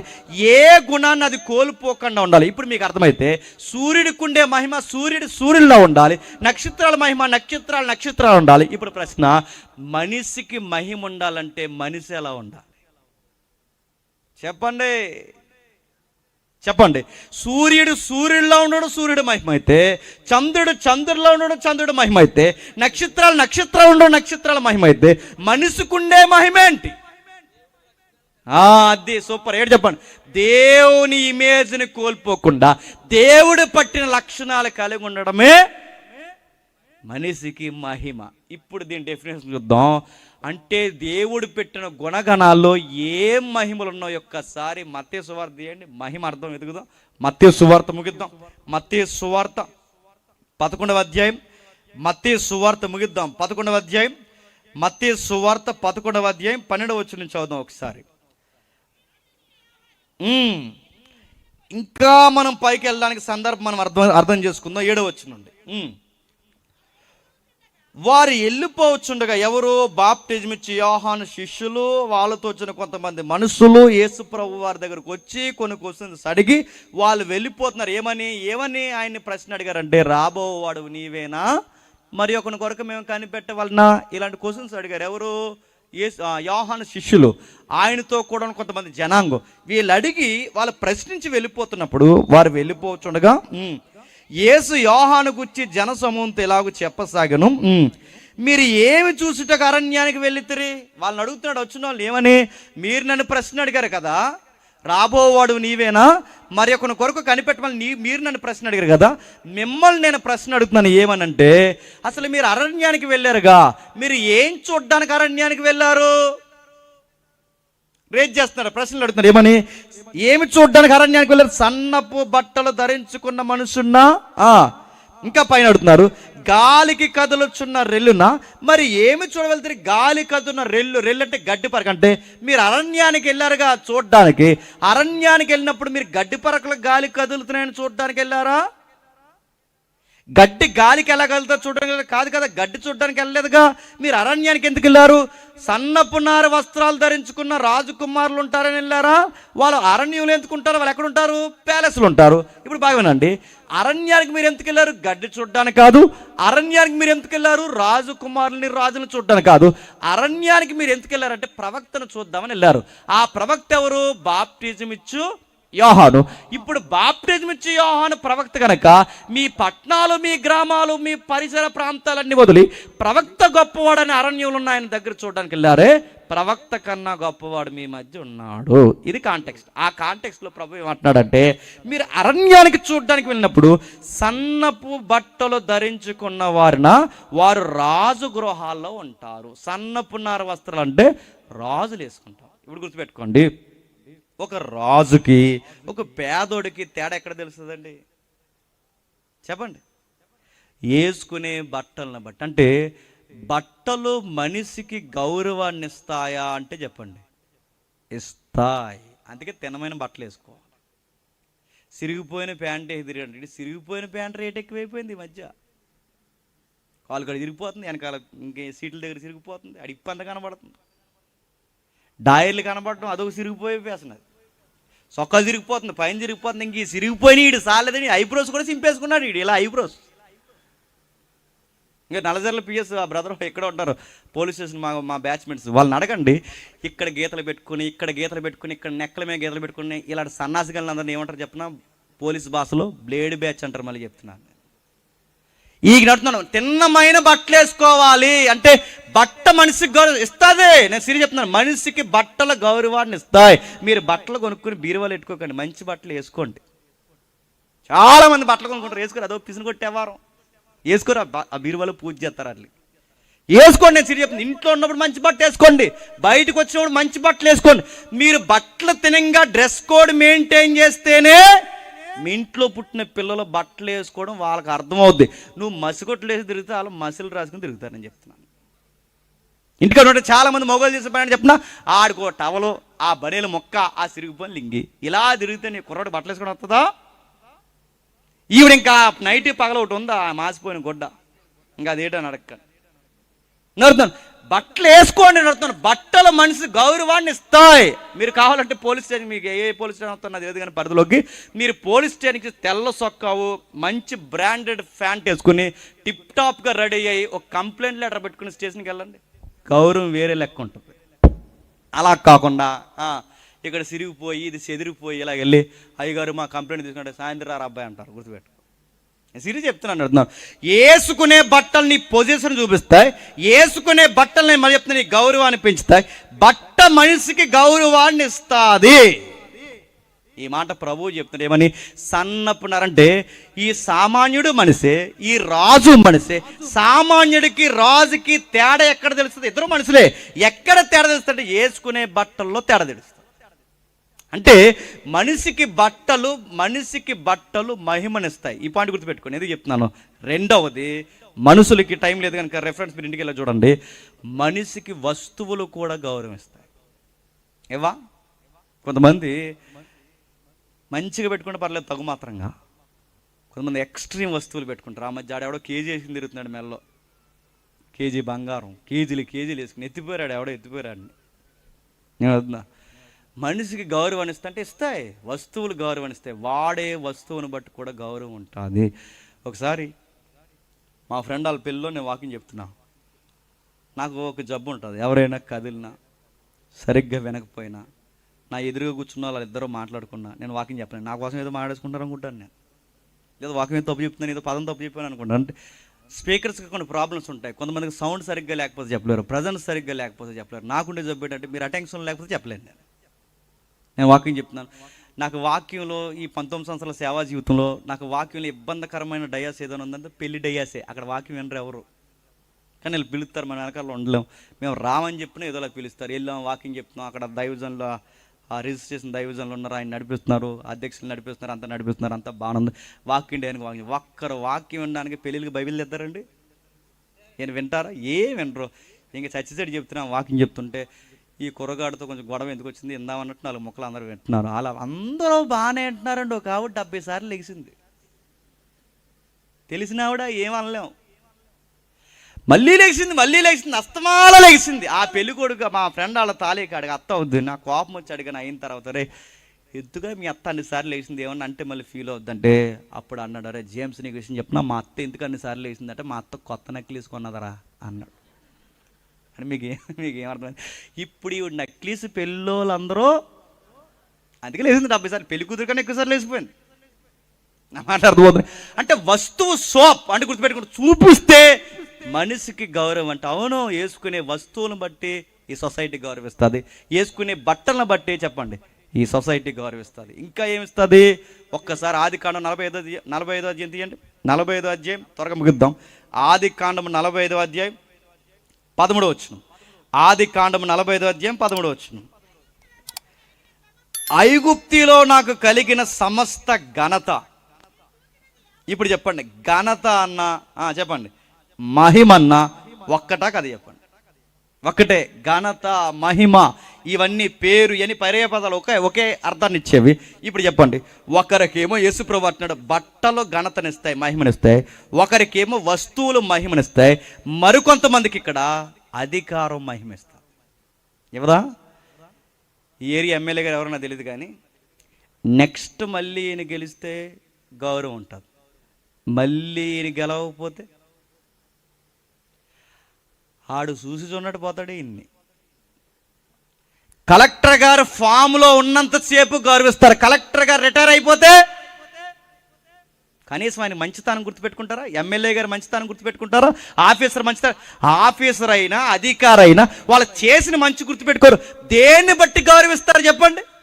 వాళ్ళకి పవర్ ఉంటే గుర్తిస్తారు, వాళ్ళకి పవర్ ఉంటే గౌరవిస్తారు. పవర్ లేకపోతే గౌరవించాలంటే వాళ్ళు చేసిన మంచి ఏది గుర్తుపెట్టుకోరు. మీరు కావాలంటే వాళ్ళకి అధికారం ఉంటే ఒంగొంగ దండాలు పెడతారు. అది అధికారం పోయిందనుకోండి, వీడు చూసి ఉన్నాడు పోతాడు. అది అధికారం గుర్తుపెట్టుకోండి. అధికారం ఉందనుకోండి, ఆయన ఎక్కడో ఉండగానే ఎక్కడి నుంచి గుడ్ మార్నింగ్ చెప్పుకుంటూ పోతుంటాడు. నీకేమర్థం అవుతుంది? అధికారం మనిషికి గౌరవాన్ని ఇస్తా అంటే గౌరవాన్ని ఇస్తుంది. గుర్తుపెట్టుకోండి, పవర్ గౌరవాన్ని ఇస్తుంది.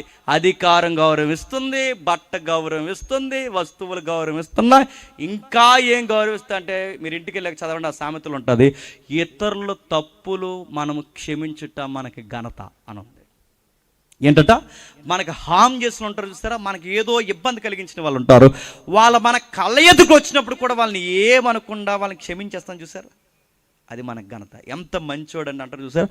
ఆడి తప్పు లేకపోయినా ఈడు తప్పు ఉన్నా కానీ అయినా వాడిని క్షమించి వాడితో మాట్లాడుతున్నాడంటే ఈ మనిషికి ఎంత ఘనత. మీకేమర్థమవుతుంది? ఇతరులను క్షమించుట ఘనత, మంచి బట్టలు వేసుకోవడం ఘనత, ఇంకా చెప్పండి అధికారము ఘనత, ఇంకా చెప్పండి వస్తువుల ఘనత. ఇప్పుడు జాగ్రత్తగా వినండి, ఇంకేం ఘనత ఉంటుందంటే ఇది లాస్ట్ చూడండి. సామెతల గ్రంథం 20వ అధ్యాయం 29వ వచనం. సామెతల గ్రంథం 20వ అధ్యాయం 29వ వచనం ముగిద్దాం. యవనస్తుల బలము వారికి అలంకారమన్నా ఘనతన్నా మహిమన్న ఒకటే. గుర్తుపెట్టుకోండి, యవనస్తులకి మహిమ ఏంటి? వారి బలము. కిందకి రాస్తున్నాడా?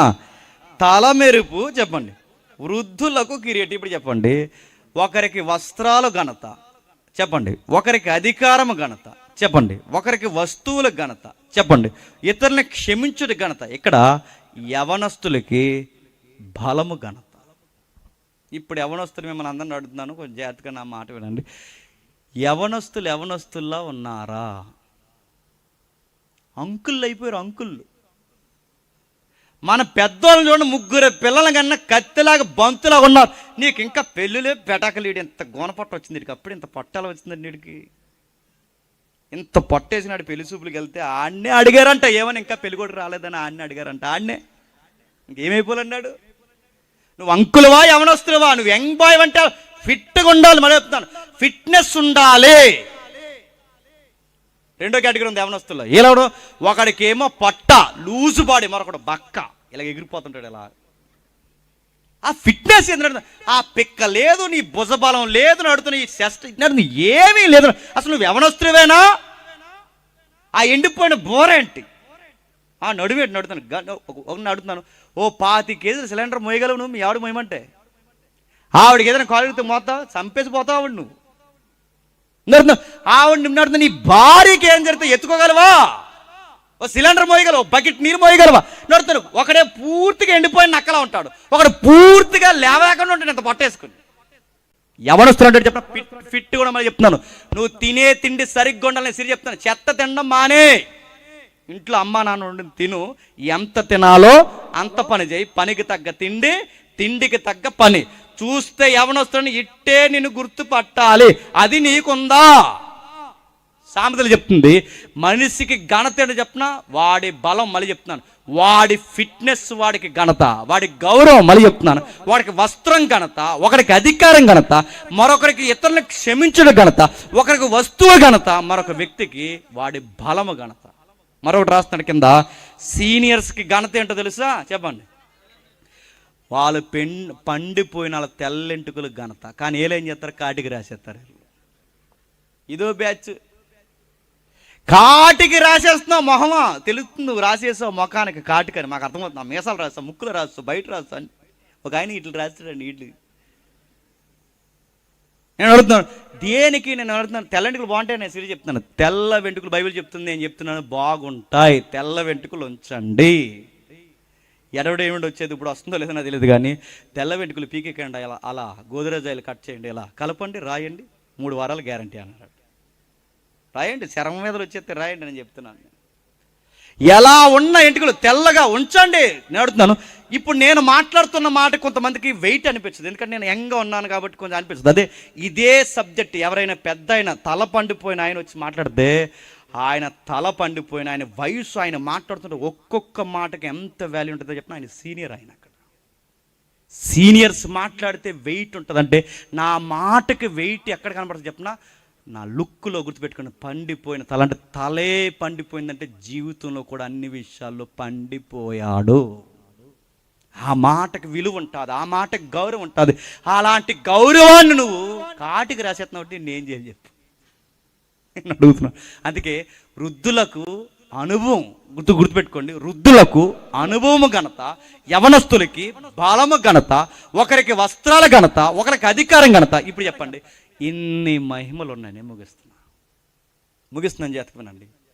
ఇన్ని మహిమల్లో ఒక్కొక్కరిలో ఒక్కొక్క క్వాలిటీ కనబడుతుంది తప్ప ఇవన్నీ ఒక్కరిలో కనబడుతున్నాయా?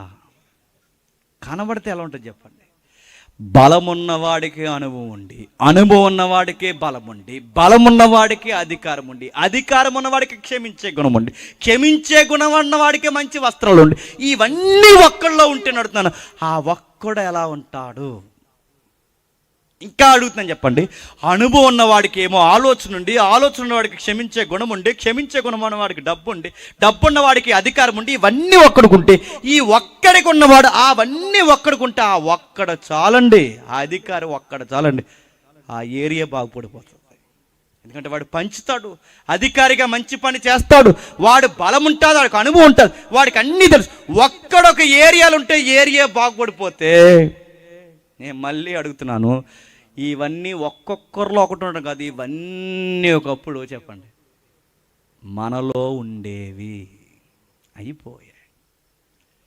ఏ భేదము లేదు, అందరూ పాపము చేసి దేవుని మహిమను కోల్పోయారంటే చెప్పనా, మహిమా వస్త్రం కోల్పోయాం. ఈ వస్త్రాలే ఘనత వస్తే ఆదాముకి ఏ వస్త్రం ఉండేది తెలుసా? మహిమే వస్త్రం. అది కోల్పోయాం. ఆదాముకి ఏమిటి చెప్పిన బలము, ఎప్పటికీ వాడబారిన బలం ఉండేది. ఆయనకి జ్వరాలు రావు, ఆయనకి జబ్బులు రావు, ఆయనకి నీరసాలు ఉండవు. ఈరోజు వడదెబ్బకి ఆదాము నీరసపడ్డ ఇలాంటి స్టోరీస్ లేవు. ఆజ్ఞ అతిక్రమించక మునుపు ఆయనకి ఎలాంటి ఇబ్బంది లేవు, వానొచ్చిన ఇబ్బంది లేదు, ఆయనకి ఎండగాసిన ఇబ్బంది, అసలు ఏ ఇబ్బంది ఆ బాడీలో ఏ మార్పులు రావు. అలాంటి మహిమ ఉండేది. ఇప్పుడు ఎండగాస్తే ఈ బాడీ తట్టుకోలేదు, ఎక్కువ వర్షంలో ఉంటే ఈ బాడీ తట్టుకోలేదు, ఎక్కువ చలి ఉంటే ఈ బాడీ తట్టుకోలేదు, ఆకలి వేసిందని 2 ముద్దలు ఎక్కువ తింటే ఈ బాడీ తట్టుకోలేదు, ఒకవేళ ఒక ముద్ద తక్కువ తింటే ఈ కడుపు తట్టుకోలేదు. అంటే తిన్నా ఇబ్బందే, తినకపోయినా ఇబ్బందే, తిరిగినా ఇబ్బందే, తిరగకపోయినా ఇబ్బందే, ఎక్కువ నిద్రపోయినా ఇబ్బందే, తక్కువ నిద్రపోయినా ఇబ్బందే, ఈ శరీరంతో అంతా ఇబ్బందే. ఏం కోల్పోయాం చెప్పనా? దేవుడిచ్చిన బలం అనే మహిమను కోల్పోయాం. గ్లాసు నీళ్ళు మనకు లెగట్లేదంటే నేను అడుగుతున్నాను, సత్తువు తగ్గిపోయింది. బకెట్ నీళ్ళు ఈజీగా ఎత్తేవాళ్ళు ఇప్పుడు అడుగుతున్నాను, గ్లాసు సరిగ్గా పట్టుకోలేకపోతున్నాం అంటే బలము ఊగిపోతుంది, వీగిపోతుంది. ఆదాముకి ఇవన్నీ ఉండేది. అవును, ఆదాముకి మహిమా వస్త్రం ఉండేది, ఆదాముకి బలం ఉండేది, ఆదాముకి అనుభవం ఉండేది, సీనియరిటీ చెప్పిన ఆయన నిద్రపోతే, ఆ నిద్రపోయిన తర్వాత దేవుడు తనకి మత్తు కలిగించి తన పక్కటెముకని తీసి తన భార్యను తయారు చేస్తే లేచిన వెంటనే అన్నాడట, ఈవిడ ఎక్కడి నుండి వచ్చింది, ఏ గ్రహం అని ఏం అడగకుండా ఏమన్నా తెలుసా, ఓ పద్యం పాడాడు, ఒక పొయిటిక్ లాంగ్వేజ్లో ఏమన్నా చెప్పినా, నా స్కిన్లో స్కిన్, బోన్లో బోన్ అన్నాడు. ఒక స్టోరీ చెప్పాడు. ఆయన చూడకపోయినా ఎలా చెప్పాడు చెప్పండి? అదే నడుతున్నాను, అనుభవం. ఆదాముకు అనుభవం ఉండేది, ఆదాము గారికి బలం ఉండేది, ఆదాము గారికి మహిమాస్త్రం ఉండేది, ఆదాము గారికి అధికారం ఉండేది. ఏ అధికారం చెప్పినా, ఈ యావత్తు భూమి మీద ఎవరు అధికారం చెప్పినా, ఆదామవ్వల అధికారం. ఆ మహిమ పోయింది. ఇతరులను క్షమించే అధికారం ఆది మనుషులకు ఇచ్చారు. చంపుకున్నారు, కయ్యేను ఏబేలుని చంపేశాడు. మీరు చూడండి, ఇవన్నీ పోయాయి. ఇవన్నీ మనలో ఉండేవి. ఇంత స్టోరీని మైండ్లో పెట్టుకుని మన మైండ్కి ఎక్కించడానికి పత్రికలో రాస్తున్నాడు పెద్ద ఆయన. ఎవరు చెప్పండి? అపోస్తుడైన పౌలు గారు. ఏమని? ఏ భేదము లేదు, అందరూ పాపము చేసి దేవుడు అనుగ్రహించే మహిమనంటే ఆదాము ఎలా కోల్పోయాడో చెప్పండి, మనము కోల్పోయాం. గుర్తింపు కోల్పోయాం, దేవుడిచ్చిన మహిమను కోల్పోయాం, ఇది కోల్పోయాం. ఈ పాపంలో కొట్టిమిట్టాడుతున్నాం.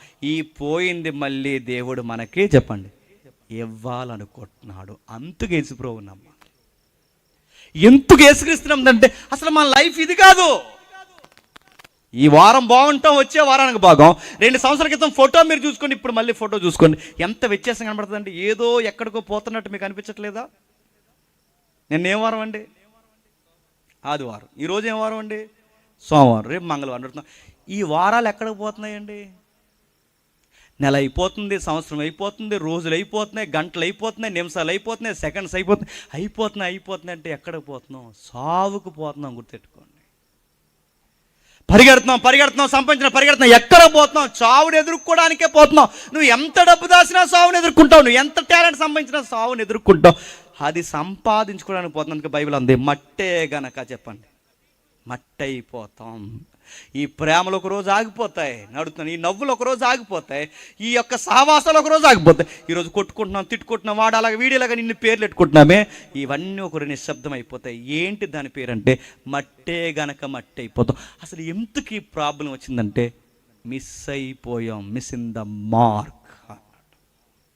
దేవుని ఇమేజ్ని కోల్పోయాం. అందుకే చావు వచ్చింది, ఆకలి వచ్చింది, గుప్పడి మెతుకులు తినడానికి 70 గొడవలు ఎట్టుకుంటున్నాం. ఆడి దగ్గర 10 లాగుతున్నాం, వీడి దగ్గర 10 లాగుతున్నాం, అక్కడ ఒక మాట మాట్లాడుతున్నాం, ఇక్కడ ఒక మాట మాట్లాడుతున్నాం, ఆడితో గొడవ, వీడితో గొడవ, జీవితాంతం సంపాదన గొడవలు. ఈ పరిగెట్టి అమ్మాయి అనుకునే లోపు ఇది ఒక జబ్బు చచ్చిపోతున్నాం. ఏమి సాధించని చెప్పండి. ఇది పోయింది.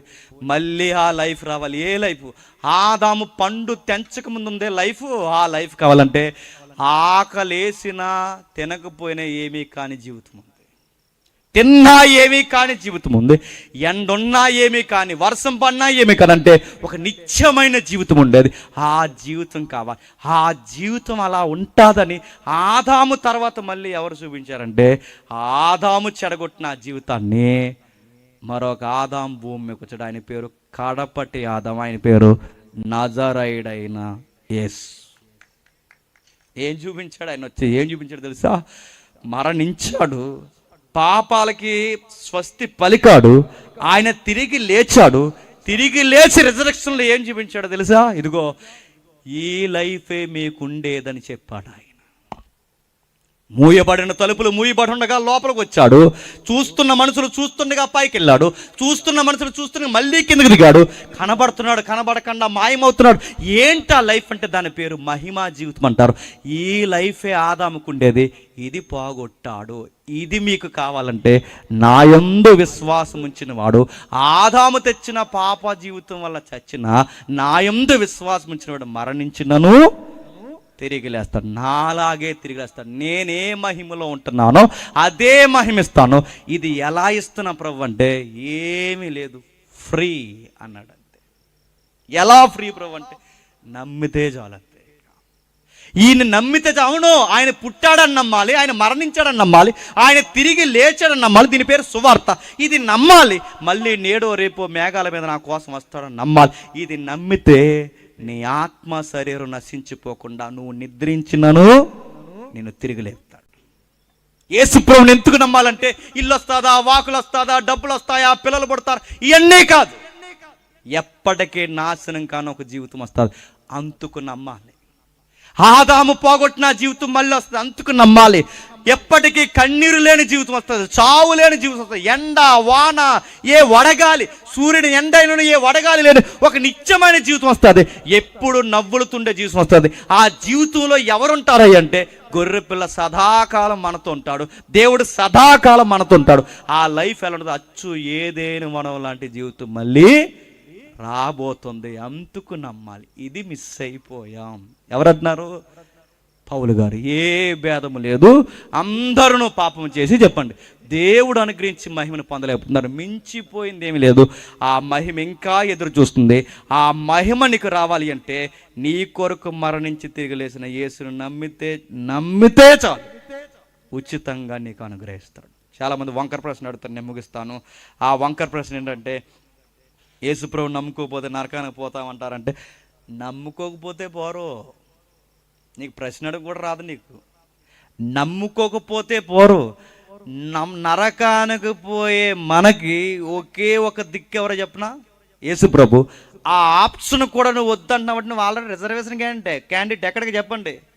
నరకానికి. నీకున్న ఒకే ఒక అవకాశం అంటే నమ్ముకోకపోతే నరకానికి పో. నరకానికి పోతున్నామో ఒకే ఒక్క రక్షకుడు మనకు ఎవరు చెప్పండి? పోకుండా మనల్ని కాపాడడానికి యేసుక్రీస్తు. అంటే నరకానికి పోతున్న మనల్ని ఒకే ఒక రక్షకుడిగా కాపాడడానికి వచ్చాడు. అది కూడా నువ్వు వద్దట్టున్నావంటే ఇంక నిన్ను ఎవడు కాపాడతాడు? ఇప్పుడు దీన్ని బట్టి మనకు అర్థమవుతుంది, ఏ భేదము లేదు, అందరూ పాపం చేసి దేవుడు అనుగ్రహించి చెప్పండి మహిమను పొందలేకపోతున్నారు. అది అప్పడమాట. ఇప్పుడు మనకు చెప్తున్నాడు, ఆ ఆదామును పోలిన వారు ఖచ్చితంగా తప్పు చేస్తారు.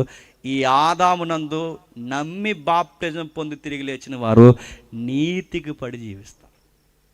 వీళ్ళందరిలాగా సినిమాలకు పోరు, అందరిలాగా అబద్ధాలు ఆడరు, అందరిలాగా ఈ పనికిమాలిన పనులు చేయరు. వాళ్ళు సాదాసీదాగా ఎటకారంగా బతకరు. వాళ్ళ లైఫ్ చాలా సీరియస్గా ఉంటుంది. ఒక డిగ్నిటీ మెయింటైన్ చేస్తారు. ఎందుకంటే వాళ్ళ క్రీస్తుని పోలి చెప్పండి నడుచుకుంటున్నారు. ఒకవేళ మీకు ఈ లైఫ్ కావాలా, ఈ ప్రభు మెచ్చుతున్న ఈ లైఫ్ మీకు కావాలా, మించిపోయింది ఏమీ లేదు. బాప్టిజాలు లేకపోతే మీరు బాప్టిజాలు తీసుకోండి. ఒకవేళ నీటి బాప్టిజం పొంది ఇంకా మనసులో ఆత్మీయంగా మీరు జన్మించకపోతే ఈరోజే దేవుని దగ్గరికి పోయి మోకాలు లేసి, దేవా నేను నీటిలో జన్మించాను కానీ ఆత్మలో జన్మించలేదని దేవుణ్ణి అడగండి, మిమ్మల్ని కడతాడు. ఇన్ని మాటలు విన్నా కూడా నీ బుర్రకు ఎక్కకపోతే నేను మళ్ళీ చెప్తున్నాను, నీకు రిజర్వేషన్లు ఇచ్చేసారు కోట, ఏడు చెప్పండి. నీకు దీపావళి ఉంది త్వరలో, నేను బెదిరించట్లేదు. నీకు ఇంత చెప్పనా నీకు ఎక్కట్లేదంటే దేవుడు ఒక మాట అన్నాడు, నేను ఒకరిని ఆకర్షిస్తే కానీ ఎవడో నా ఎదుగు రాలేడు. మనకి ఇన్ని మాటలు చెప్తున్నా ఆడికి ఎక్కట్లేదంటే వాడు దేవుని ఆకర్షణలో చెప్పండి లేడు, ఆమె దేవుని ఆకర్షణలో లేరు. నమ్మిన వారు ధన్యులు, నమ్మని వారు మీ ఆత్మలకు మీరే ఉత్తరవాదులు. దేవుడు మిమ్మల్ని దీవించును గాక.